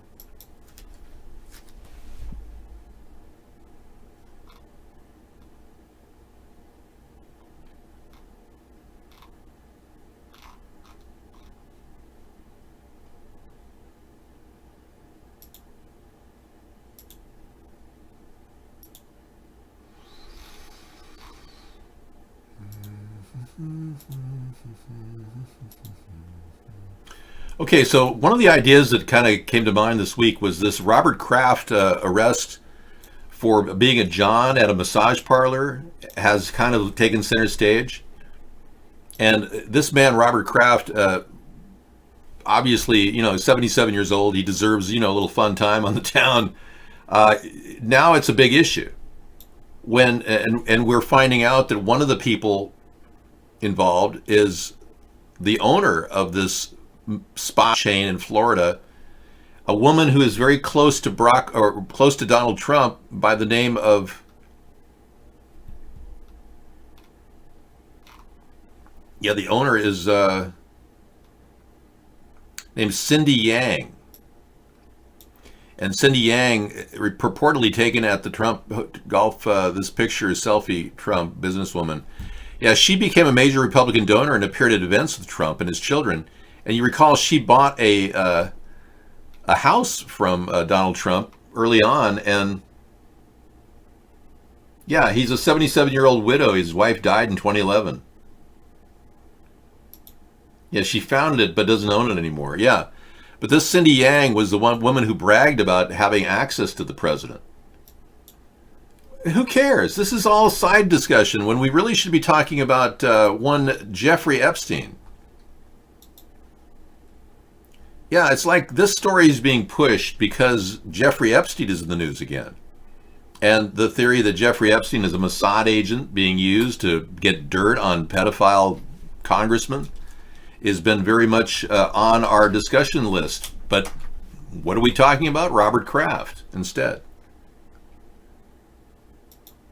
The story that has been migrating forward is that this guy, the labor secretary, Acosta, when he was a federal judge, gave Jeffrey Epstein a light sentence. Now, mind you, Jeffrey Epstein's battle with the courts started when 60 different little girls, 14 years old, claimed they were being sex trafficked. Now, this Florida spa is right off the coast of Florida, right near Mar-a-Lago. So they're talking about that instead of Jeffrey Epstein right off the shore at Orgy Island. I think we would rather talk about Orgy Island as a nation because that's at the heart of this Acosta guy. And by the way, he's been noted by others that he doesn't even attend meetings of labor. He's our Secretary of Labor and he's like hides out. He doesn't even go anywhere. But a federal appeals court panel signaled Wednesday that it's strongly inclined to set a motion, a process called Expose More Sordid Details in the Politically Charged Scandal Surrounding Jeffrey Epstein, the wealthy financier and philanthropist whose relatively cushy plea deal on underage sex charges a decade ago has become a political liability for the Labor Secretary, Alex Acosta. Sparks flew during arguments before the Second Circuit Court of Appeals in Manhattan as a lawyer for Virginia Roberts Guiffre, an Epstein accuser, repeatedly reiterated his client's claim leveled several years ago that the Harvard law professor Alan Dershowitz not only defended Epstein, but also had sex with some of the women Epstein victimized. Now, Alan Dershowitz is claiming that they didn't do that. He was never involved in this. He's being manipulated. So this whole story is really front row center, but instead, all of a sudden, Robert Kraft has a happy ending at a massage parlor and it's front page news. You see what I'm talking about? I don't know. Michelle, do you want to pipe in on that? Oh, Michelle, ma belle. Love and marriage, love. Yeah, so I just hope that Michelle does not run for office, because if she does, I will. I promise you, I will do a third blackface video impersonating Michelle as a tranny. That's right. If she can do it, other people can do it too, so. Get ready, honey, because I'm going to make it happen, honey. You want to run? You want to run as the first woman? Ain't going to happen, Michelle. I'm going to make sure it doesn't happen, girl. That's right, honey. Yeah, I won't allow it. Comedy helps a lot. I'll be doing a third blackface video she runs. I just proved to you Michelle Obama's a man. My God, what's wrong with you? I played you her swinging penis up close and personal. I mean, it doesn't take a West Point graduate to realize this is definitely a dangling penis. This is an actual photograph from Ellen DeGeneres' show. Nothing has been doctored. Right. Well, let's be clear. Michelle is the pitcher and I'm the catcher. Yeah, so let's not go there. All right? It's not a wardrobe malfunction. You're living in denial. And I don't mean the river in Egypt. You're a Democrat who can't deal with reality that you've been lied to. Wake up, dude. Wake up. Those are not gerbils. dancing around in a jockstrap. Hey, Scissor Fight has Al and Lufthansa demonstrate an on and off precision chemical spray. Wow, that sounds exciting. I'm sorry, did I mention gerbils and you're getting all aroused? You mellow out, dude. Mike Decker's got a chemical spray right in front of us. February 11th.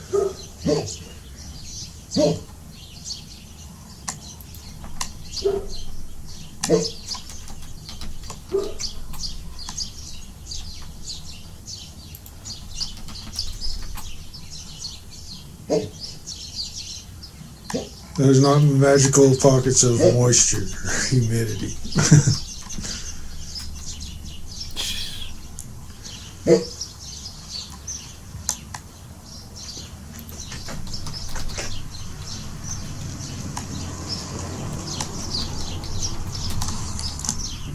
You can always tell the atmosphere's plumb full because the old Nikon don't like to focus.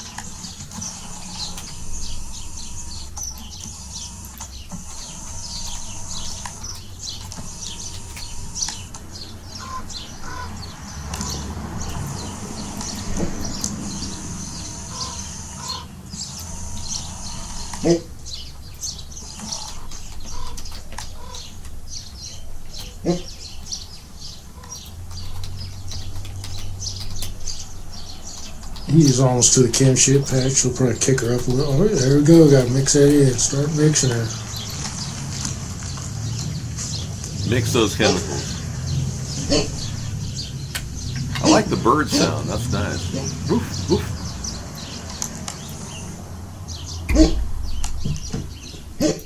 Who let the dogs out? Who let the dogs out? Max barking at the sheep. Yeah, I can believe it. A neighborhood full of sheep, a lot of sick people. See, we got children sick. Yeah. People in the hospital. I wonder why. Yeah, I wonder why. I wonder why. Who let the dogs out? Everything's fine. Everything's just fine. Keep looking down at that phone. Yeah. Hold that thing up to your skull. Get radiated.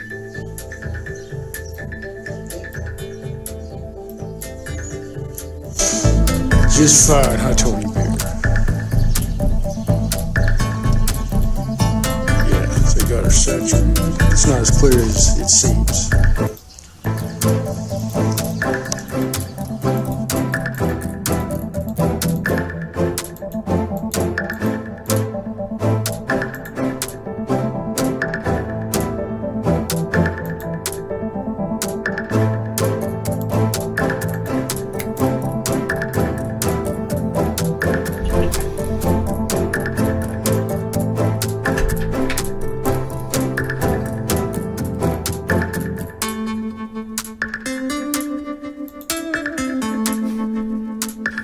Well, I hate to differ with you, Eves, but the government is behind this. If it was really bad chemtrails, the government would go in and arrest everybody causing it. Wake up to America. The government doesn't care about you. And they've been protecting the chemtrail sprayers for some time. Yeah, they're in on it. Last week we showed a government plane distributing these chemtrails. There's actually a division at the U.S. Air Force in chemtrail pilotry. Believe it or not. Yeah, I know a lot of us are inclined to believe that we can trust our government. Right now, the government's doing everything they can to dump chemicals in our water streams like they did in Colorado. The EPA actually released cyanide into water. It was noted about 3 years ago. The CDC has been outed by Robert F. Kennedy Jr., who said that they were absolutely... They don't even test vaccines, and they're working directly for the big pharma insurance company or the big pharma companies. So the CDC is not doing their job. The EPA is not doing their job.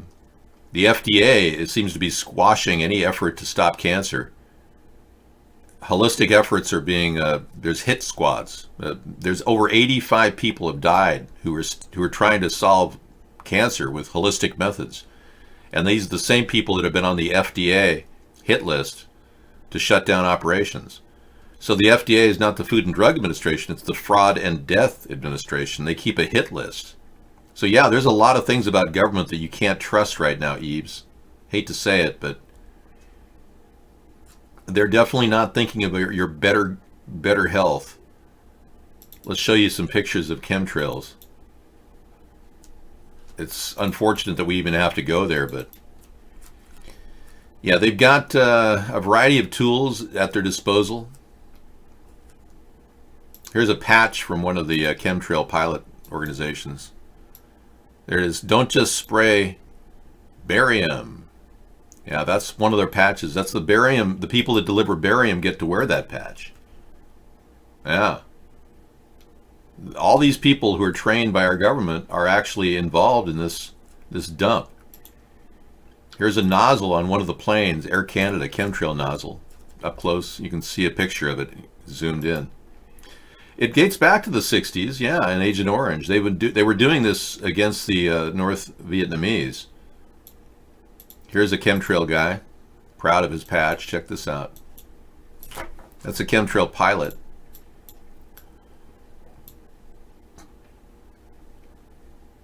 Yep, and that's a chemtrail patch they get. Now these guys make about $200,000 a year, so it's easy to not, it's easy to look the other way and say, oh, they believe, and they've been told that they're trying to protect the ionosphere from the dangerous rays. They believe that by putting chemicals in the air, they're able to actually protect the Earth. So that's how they got these people believing it.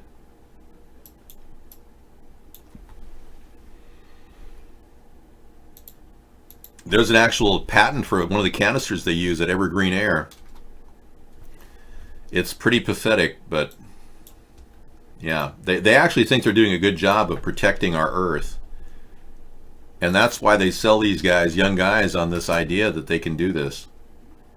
Yeah, some people believe these chemicals are going to somehow deflect the sun and cool the planet down. There's no science that will back that up. And there's no peer-reviewed studies, just some whack job named David Keith, who's a geoengineer, who espouses this idea that for about $10 billion a year in cost of dumping chemicals in the air, the reason you can't accept the chemtrail thing is because you're told by your family members that if you believe that, you're a nut job. So there's a lot of social pressure on you to not in any way look at what's really happening right in front of us, right under our nose, literally in our nose. Yeah, that's how they use pressure, social pressure, to control our thinking. They make it seem like, oh, you'll feel like you're an idiot if you tell people about this. But there's more than enough evidence. You can just send any one of your family members to chemtrailparty.com, and I'll be glad to show it to you.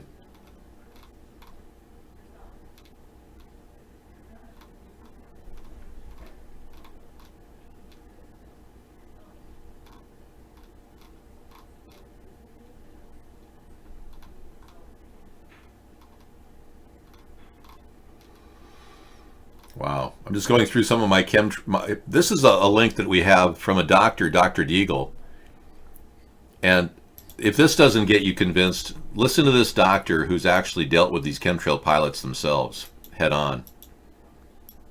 I'll show you Dr. Deagle and his his position on this. Here we go.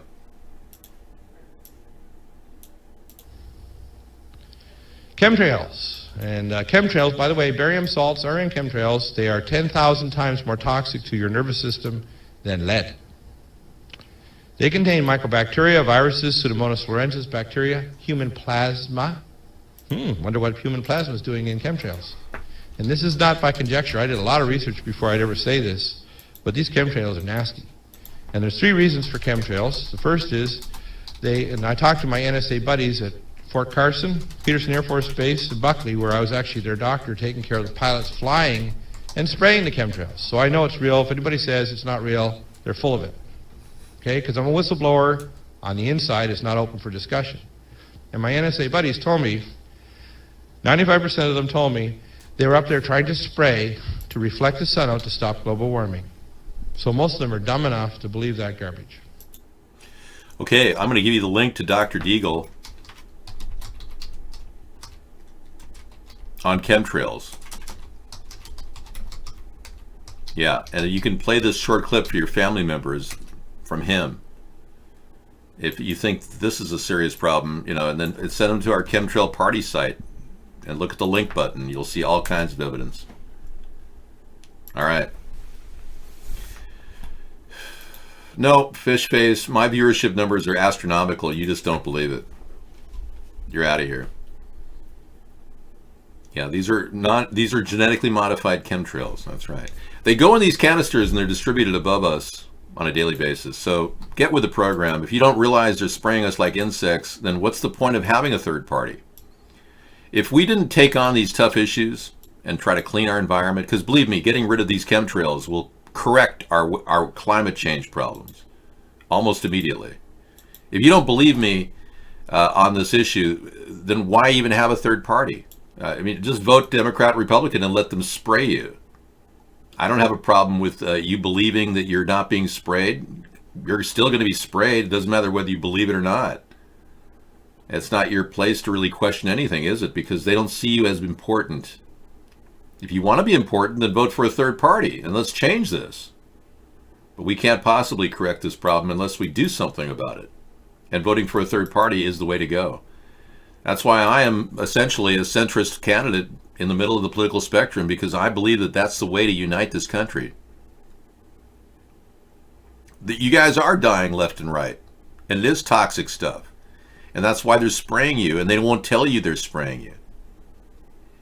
So I am essentially the answer to the problem, because I'm more than willing to get in their face and confront them, and they won't even let me into the media. So if you want a representative here on Earth, this is your opportunity, because I am Mr. Right. You're Mr. Right, my Mr. Right, too good to be true. You spin my world around, 'cause you're the peace I find. If you sweep me off my feet, my heart stops to beat, 'cause you make me melt away. You're Mr. Right, my Mr. Right, too good to be true. My world around, 'cause you're the peace I find. You sweep me off my feet, my heart stops to beat, 'cause you make me melt away.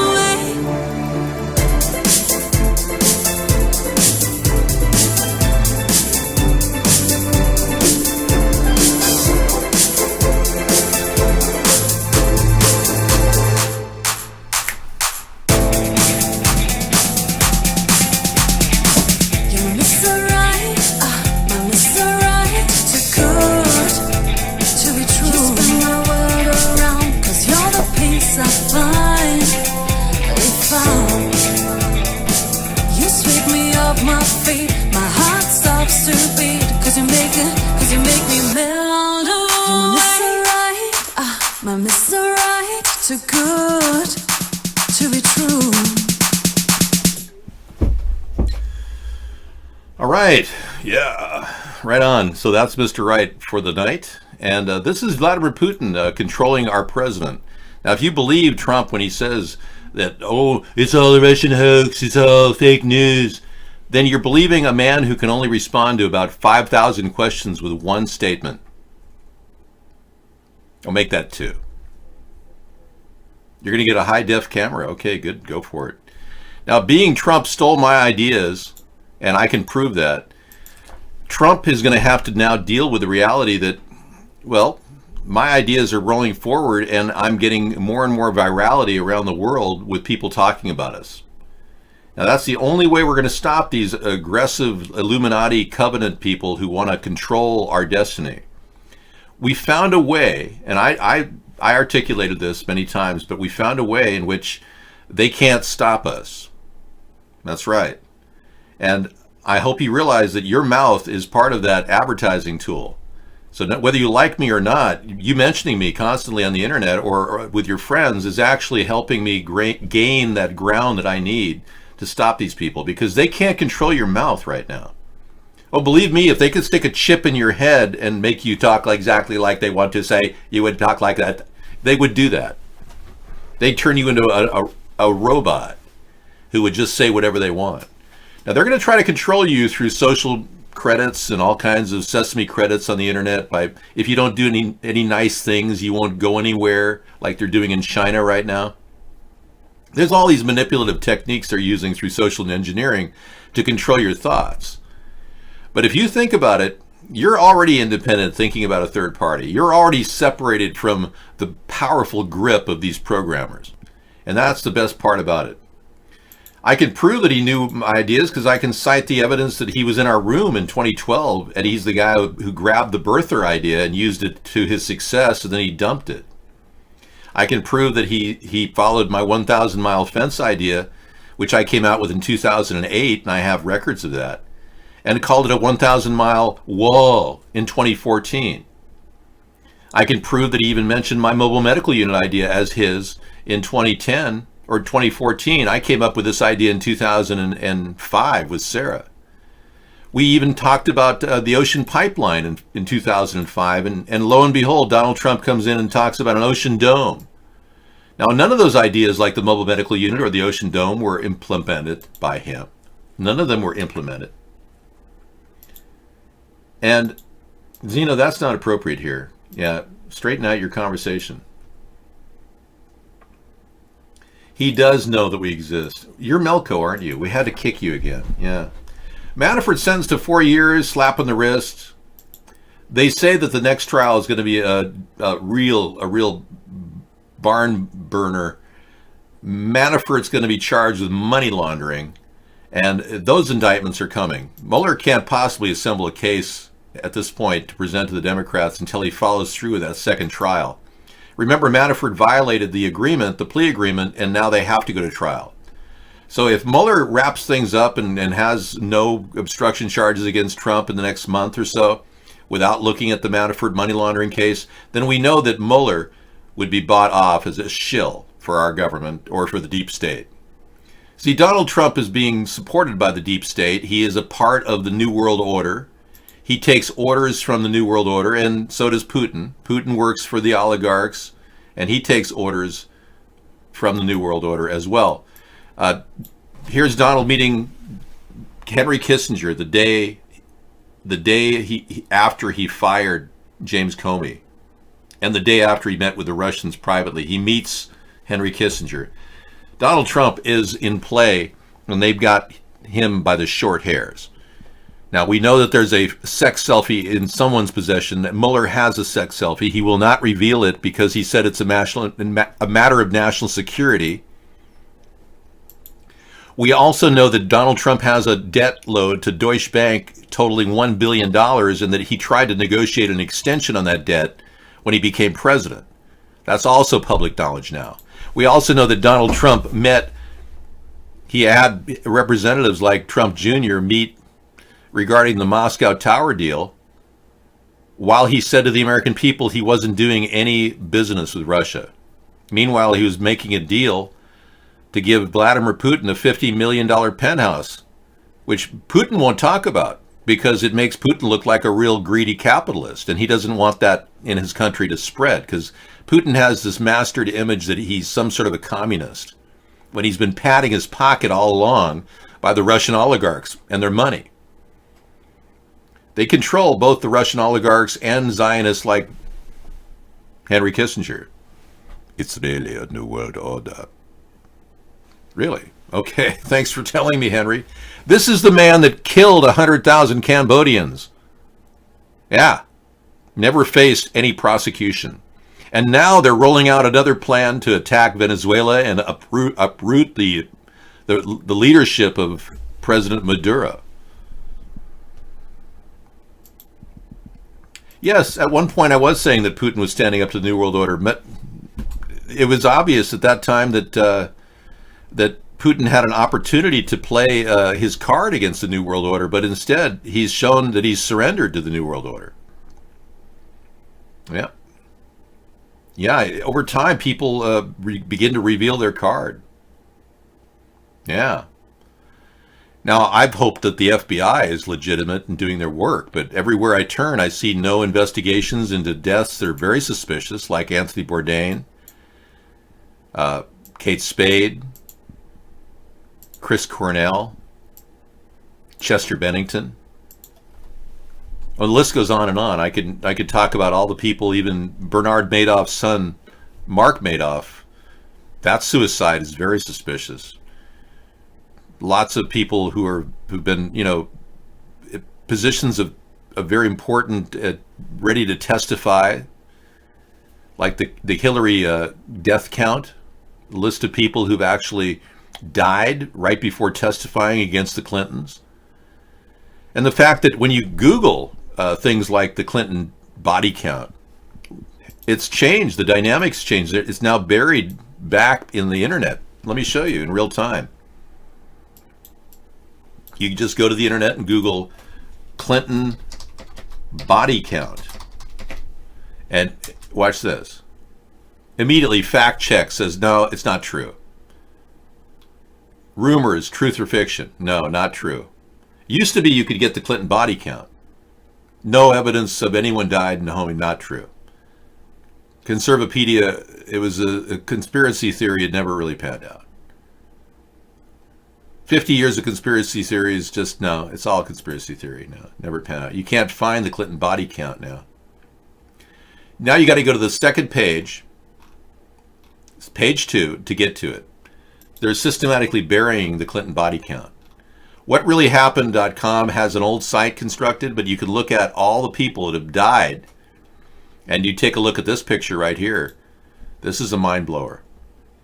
This shows you a detailed schematic which you can zoom in on at any place and read. And it gives you the timeline of all the people that have died who knew the Clintons, like Vince Foster. This is a powerful, even as close as 2016, Dr. Sandeep Sherlaker, age 54, a person who was going to talk about the Haitian money that the Clinton Foundation got, $5.4 billion, never went to her. Never went to the people of Haiti. This guy was an anesthesiologist in special surgery who found, excuse me, this is a different doctor. I thought this was the Haitian doctor who died at age 50. That was a different one. This is the most recent they have. He was in a special surgery June 30th on Hillary Clinton for a blood clot of the brain. He died of a suicide by overdose. Sean Lucas, the lawyer who served papers on the DNC for election fixing. Girlfriend came home and found him lying on the bathroom floor, dead. Cause of death, never released. Vincent Fleck, age 69, father of Hillary Clinton's physical therapist, Dr. Daniel Fleck. Reports say Fleck had a dead man's switch that released Hillary's Clinton medical files 24 hours later via Twitter. He died of a swimming triathlete. So he's a triathlete who died during swimming. So anyway, I'm going to give you a link to what really happened and the Clinton death count, which is now on page 2 of your search engine, which shows how powerful these people are at shutting down the story that will end all stories about the Clintons and how they've evaded any detection of any suspicious activity. Now I'm going to throw a bombshell out at you right now. The Oklahoma City bombing that occurred, Timothy McVeigh, Terry Nichols. It turns out the epicenter of that building that was blown up, the Murrah building, were all the records from the Clinton Whitewater investigation that Ken Starr did.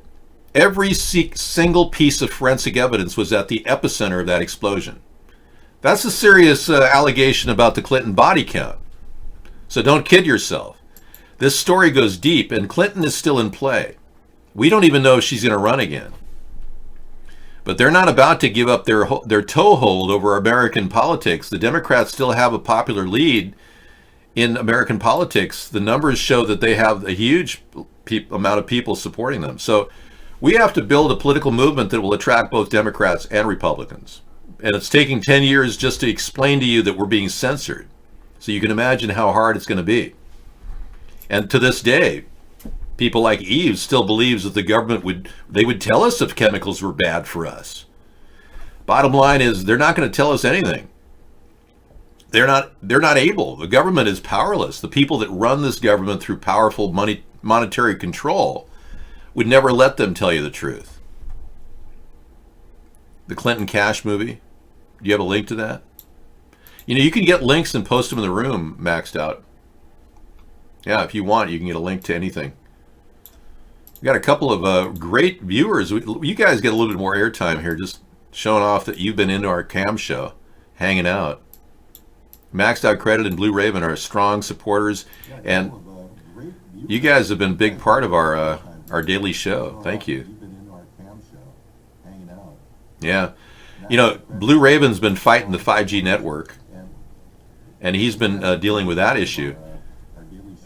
Everywhere he goes, he feels the effects of radiation from the 5G network. It's actually not a 5G network, but these are transponders that are being put up all over the country that could veritably affect everybody. Everywhere he goes, he feels the effects of radiation from the Yeah. 5G network. So, yeah, we're concerned about this weaponization of the 5G network that's being rolled out right now.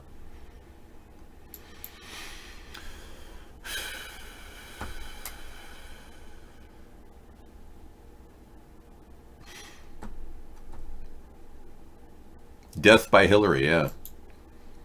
Okay, here it is. Here's a good link. Thanks, Maxed Out.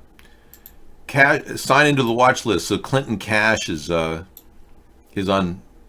one of the networks. Documentary Storm. So I guess you can watch it if you... Yeah. After getting the money, the Clintons then go on to do the bidding for the people who hold the power of Africa in order to encourage them to do business with individuals who are putting money into their pockets. The Clintons are perhaps the best money managers of donation money for international support.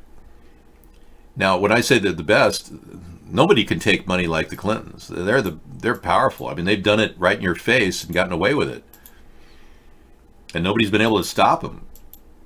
Do not wash your cat. No. In fact, never wash your cat unless it's dirty. I completely disagree with Mao TV in deciding that washing a cat once a month is a good idea. I say never wash your cat. And the reason I say that is the oils in its body are very vital to its skin and to its healthy vitality. Yeah, unless your cat's dirty, why wash it? If you have an outdoor cat, I can see you need to wash your cat. I'm not disputing that. I used to wash my outdoor cats. But if you have an indoor cat, really? What possible dirt can it be into? And your cat can definitely clean itself.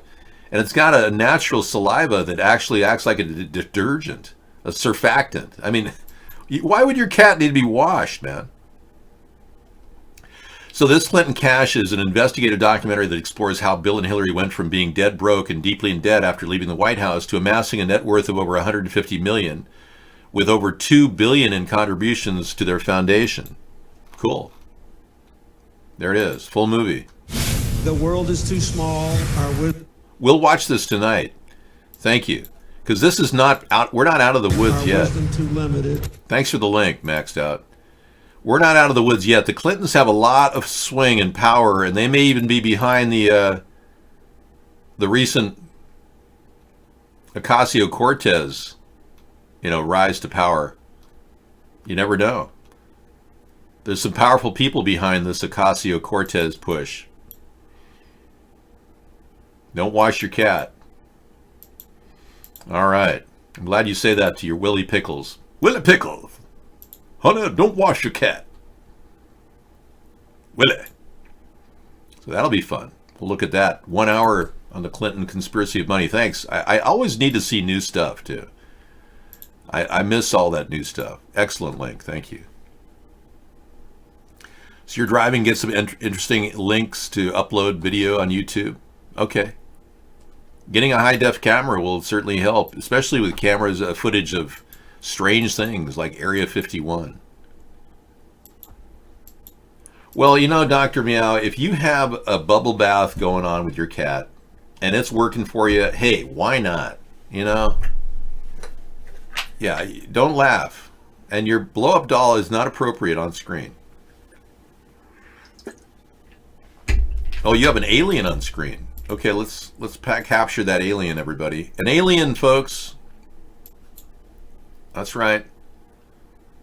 He has brought his alien friend who he talks to.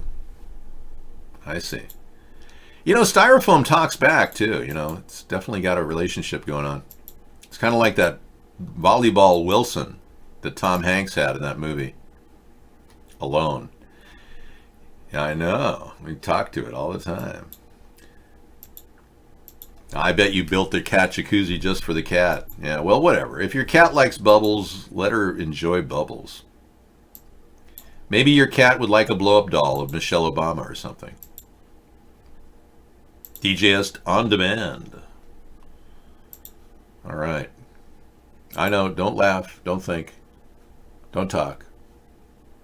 Just be quiet and aware.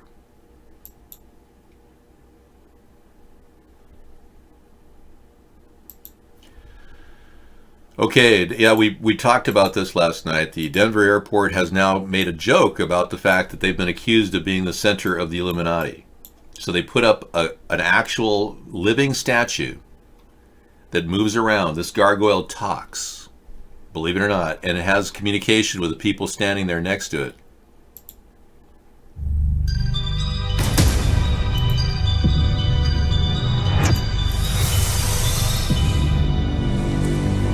That's a little too close for comfort, lady. Oh, damn.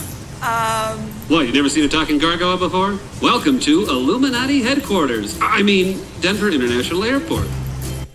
So they think that's funny. They think that's funny. So this thing is actually talking, interacting with people, and it does it in real time. It's scary. Me? Those flowers look delicious. Oh,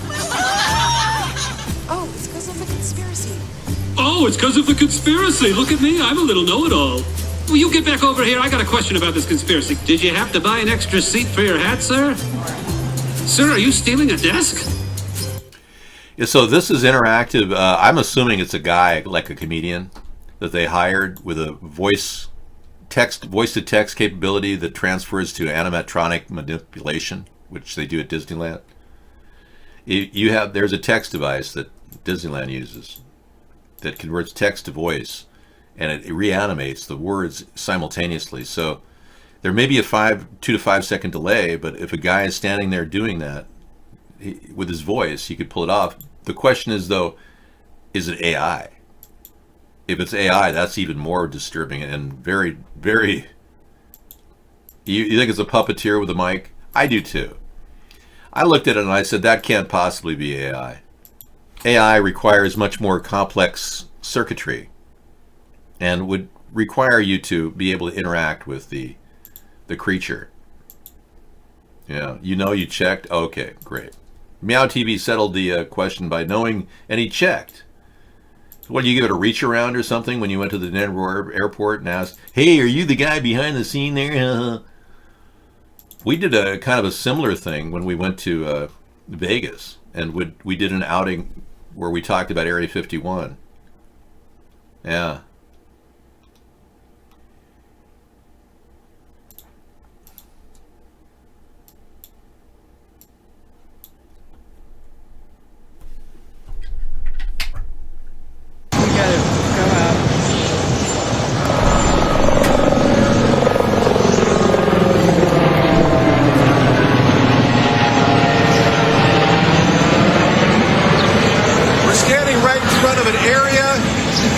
From the Mandalay Bay, where people actually go in planes to Area 51.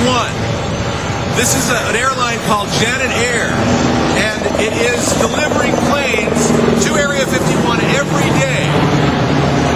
The planes behind these are the planes that actually deliver people to what is called Area 51.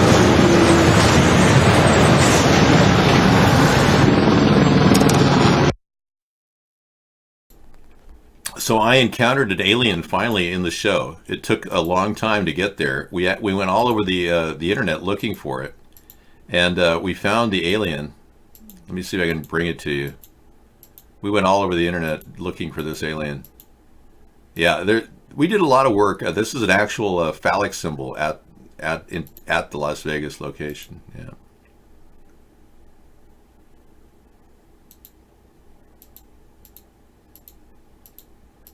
Now I can't find the alien. Oh, there it is. Okay. Area 51 that has been talked about on the internet. We believe we have an autopsy here. We don't. What? I hope you're getting my best side. Okay. Thanks a lot. Yeah, that was a guy in there. There was a guy in that alien outfit, and he was like a puppet. Yeah. Hope you're getting my best side. He was inside the mask. Can you imagine having that as a job? Yeah. So poor guy, the guy who has to do that comedy routine at the Denver airport. That's like bargain basement shtick. I mean, that's not Shecky Green. That's like worse. That's like the Catskills on acid, you know. Poor guy. He probably owes them some debt to the Illuminati. Maybe he didn't, you know, suck somebody off at a certain time, and they said, "Oh, you're required to do this comedy act." Yeah. Who knows? All I can tell you, it's pretty weird to have that animated wind-up doll. Hey, this is a new one, hoping to get this constructed at the White House. It turns out there is a sex selfie of Donald Trump, and this is it. Yeah. They must have this as the file in which Donald Trump has been exposed himself. So if they are going to use it against him as some sort of threat, it doesn't show much, okay? Yeah. There's nothing showing. It's like pretty obvious that, wow. Hey, so Sarah gave us the 1 hour event tonight, which was kind of cool. Yeah, we had the full 1 hour up front, which I thought was pretty decent. Did you say sucking people off? Really? Wow. What do you mean by that? Denver happens to be the epicenter of all activities in the United States. Would you like me to take you to the origin of the Denver airport and how it was built? It wasn't. They didn't have a lot of production cost.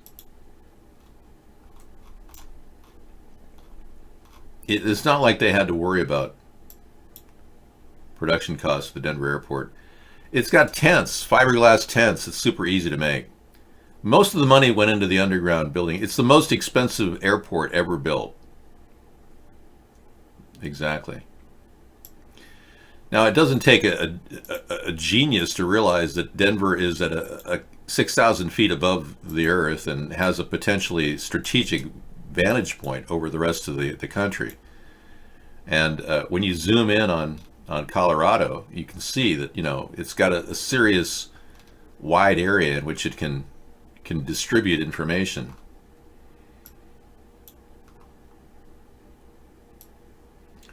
Westminster Cathedral, do-do-do-do-do. And the Denver airport is over here, and it has strategic purposes, which obviously, why would it be shaped like a swastika? Oh, wow, that's interesting. The Denver airport, you can see, is shaped like a swastika. Okay, now, that alone should get you a little concerned right there. Yeah. But as you close in on it, you'll see that, let's put a guy on the side here, that everything about this is odd. You can see it from various angles. Let's see if I can get out of here.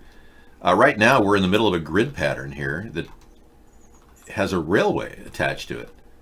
Well, why would a railway be attached to the Denver airport?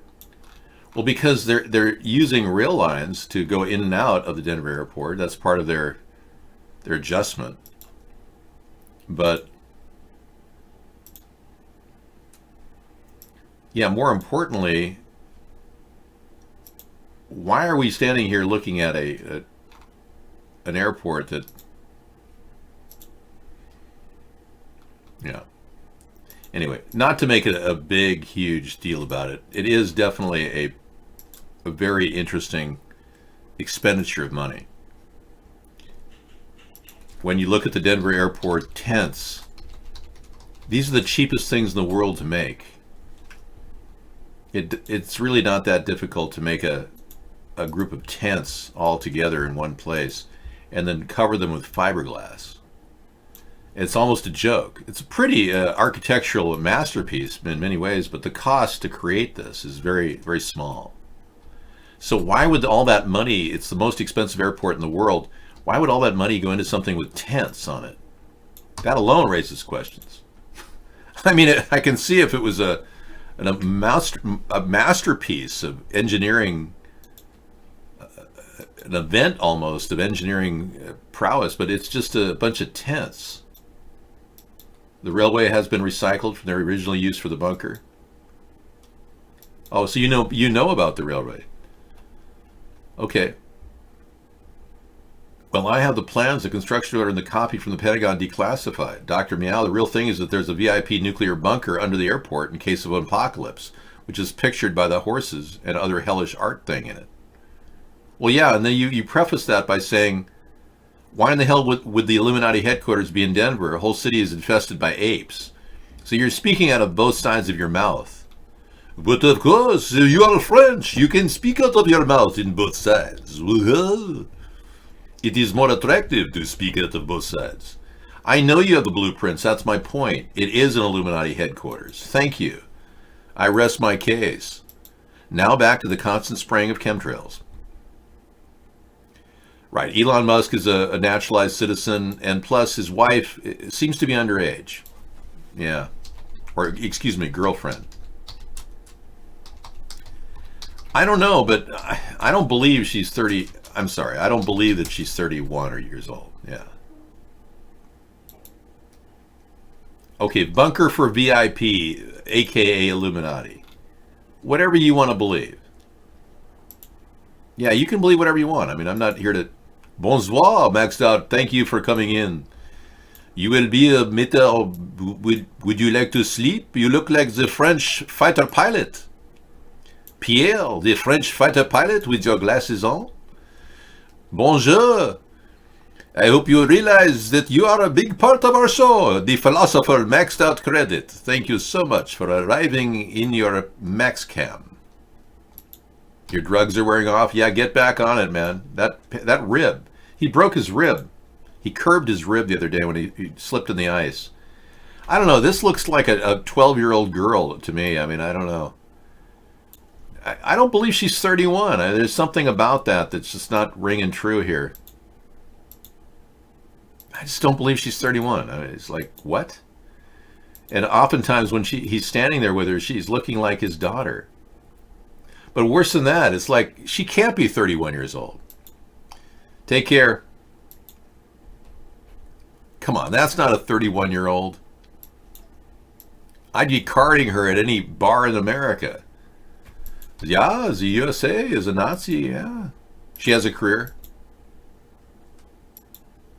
Grimes has a career, Dave. She didn't just show up since she dated Elon. Okay, well, Grimes, let me look at the earlier Grimes singer early photos. When did her career start?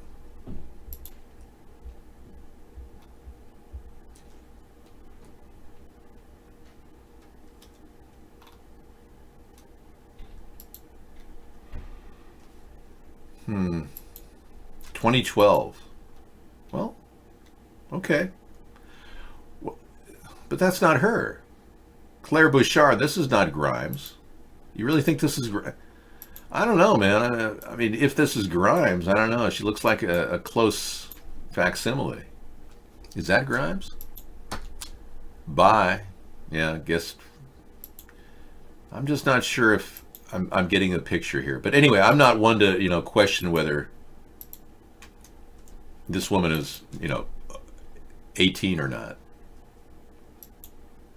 He is a good person, and he's been dealing with a lot of, heavy duty pain. He's got to get his pain meds. Breaking a rib is serious. That's serious. Grimes wants to mix reggaeton and industrial for side project. This is 2012. This is Grimes.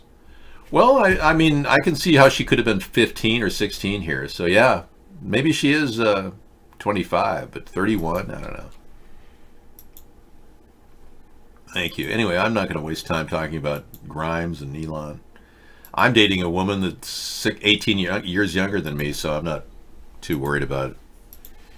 Yeah, I mean, I'm not going to gonna make a big deal about it if she's real. Anyway, Elon's probably really working hard to get that S series up and running. I understand his new S3s they're going to be manual windows.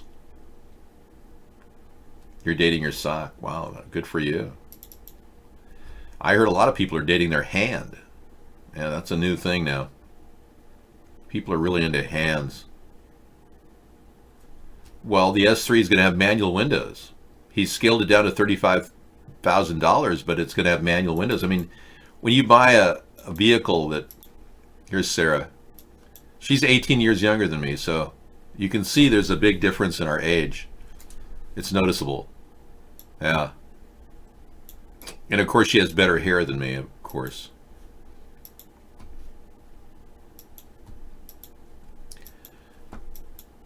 Kind of funny when you realize that when you were 18, Sarah was not even born yet. I actually had a peak spiritual experience. I was traveling down the freeway, the 405 freeway, when I was 18. And it was February. And I remember it was early in the month, February. And I'm not kidding. I had this sweep of realization, of joy come over me. Thanks, moving. I had this sweep of joy come over me, and I'll never forget it. I started tearing up and crying. And it was like, and the words just came out of my mind. My future partner is being born today. I knew that. I had this realization. Yeah. It was powerful. And I waited 18 years before, or 19, I think I met her when she was 20. Yeah, so I waited 20 years before she turned 20. And no, the phone hasn't rung. Yeah. And there she was. After 2 years of searching on the internet, I met her online. And it was a weird series of events that got to me to that place where I met her online on an online chat show. But it was magical. You know, immediately I asked her for her phone number after chatting with her for, I think, a couple nights. And I called her on the phone. I think I had to send a sound of my voice to her first. And I did, and she liked it. And she said, yeah, you can call me. And I called her, and it was great. We had great conversations. I've never had that experience, and I had met a lot of people online for 2 years. I had spent every night talking on chatting, and early on, in like 96 to 97 to 98. And this is the early days of AOL and all that. But I guess things have changed for a lot of you. It's no longer as innocent, the internet is. And there's more concern that somebody's out there who's a predator and all this stuff and fear and all that. And that's a barrier. I don't discount that. It really is a barrier. But what we did was we made sure she had a guy who knew the family, her family, who checked me out to see if I was legit. And he kind of assessed my legitimacy before I met her. Yeah, and that was a smart way to do it. So if you do meet somebody online, have a third person with you if you're meeting a person for the first time. It's really important that you do that. And ladies, don't travel anywhere to meet a guy. Always have the guy come to you. It's important that they know that they have to work to meet you. You're a person that they should value. And if women go and meet the guy and, you know, uproot their life and meet some guy they met online who they're really getting along with, that's a scary, risky thing to do. I wouldn't do it. I've known a few bad experiences where people really got burned. I actually dated a woman before I met Sarah who she didn't even really believe that I was dating her. She was a Jamaican American woman. And it's ironically, that was the woman I was looking for online because we'd broken up for a few months, and I was wondering if she was out there. And she had the name Callie Gal online. And I had known her as Callie Gal, and we hadn't gotten along, this Jamaican woman. And it took me... I went into a chat room and I met this woman. I thought maybe it was her because she changed her name to Callie Smiles. And lo and behold, that was Sarah. Yeah, and I started a conversation with Sarah, and it was like a miraculous turnaround. I went from this negative relationship with a Jamaican woman, and it was just a short-term friendship, really, to this miraculously fun, inviting conversation that didn't seem to have an end.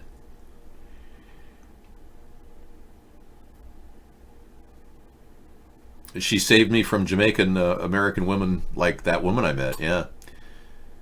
I just didn't get along with her. We had a different background completely. I was raised a Catholic, and she was raised as a Southern Baptist, this Jamaican American woman. And the Catholics and Southern Baptists don't get along. They're not equally yoked. Now, I'm not a practicing Catholic, but she was not even a practicing Southern Baptist. She just wanted to meet a person she could agree with. We never could agree on religion. We had nonstop arguments over religion. It was crazy. Yeah, and I've been talking to Callie Smiles ever since. The internet was a fun, wild, open place in the early days. Now we're seeing more controlled venues, intranets formed. You'll wonder why there aren't a lot of international people in Twitter. Twitter keeps international people from getting in. It's a controlled intranet. Mostly, unless you come through Twitter through a VPN, you can't really tweet on Twitter if you're an international person. So there's all these intranets forming, and that's pretty much how the internet is being censored and manipulated right now. But we'll see how it evolves. There's a lot of new hope, like 153news.net. There's a lot of hope that this organization is actually creating a large group of people, but we got to get more people in there to post for free. But the number of places to post on the internet is becoming limited.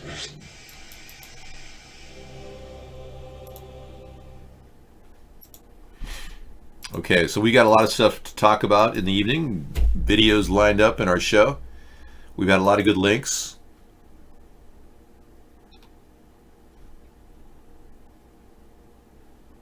If you want to see our 153news.net link set, we've got a whole bunch of them right here set up. You can see all these great videos that you would not see on YouTube at that location. And they've been all coming in here, and we've been getting links left and right. Scissor Fight's been fantastic with links on this.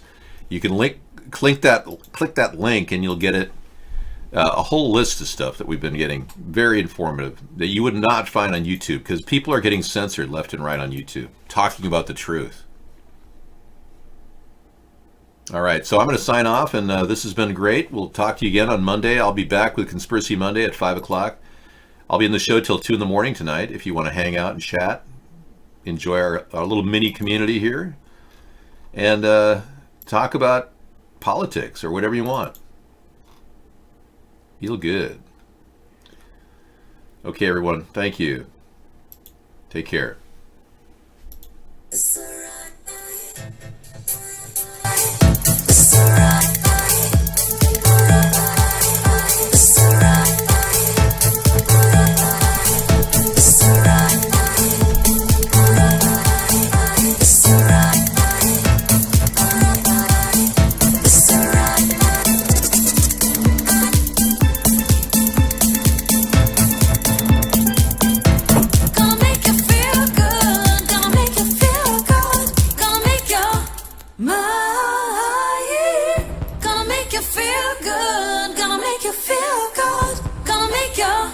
My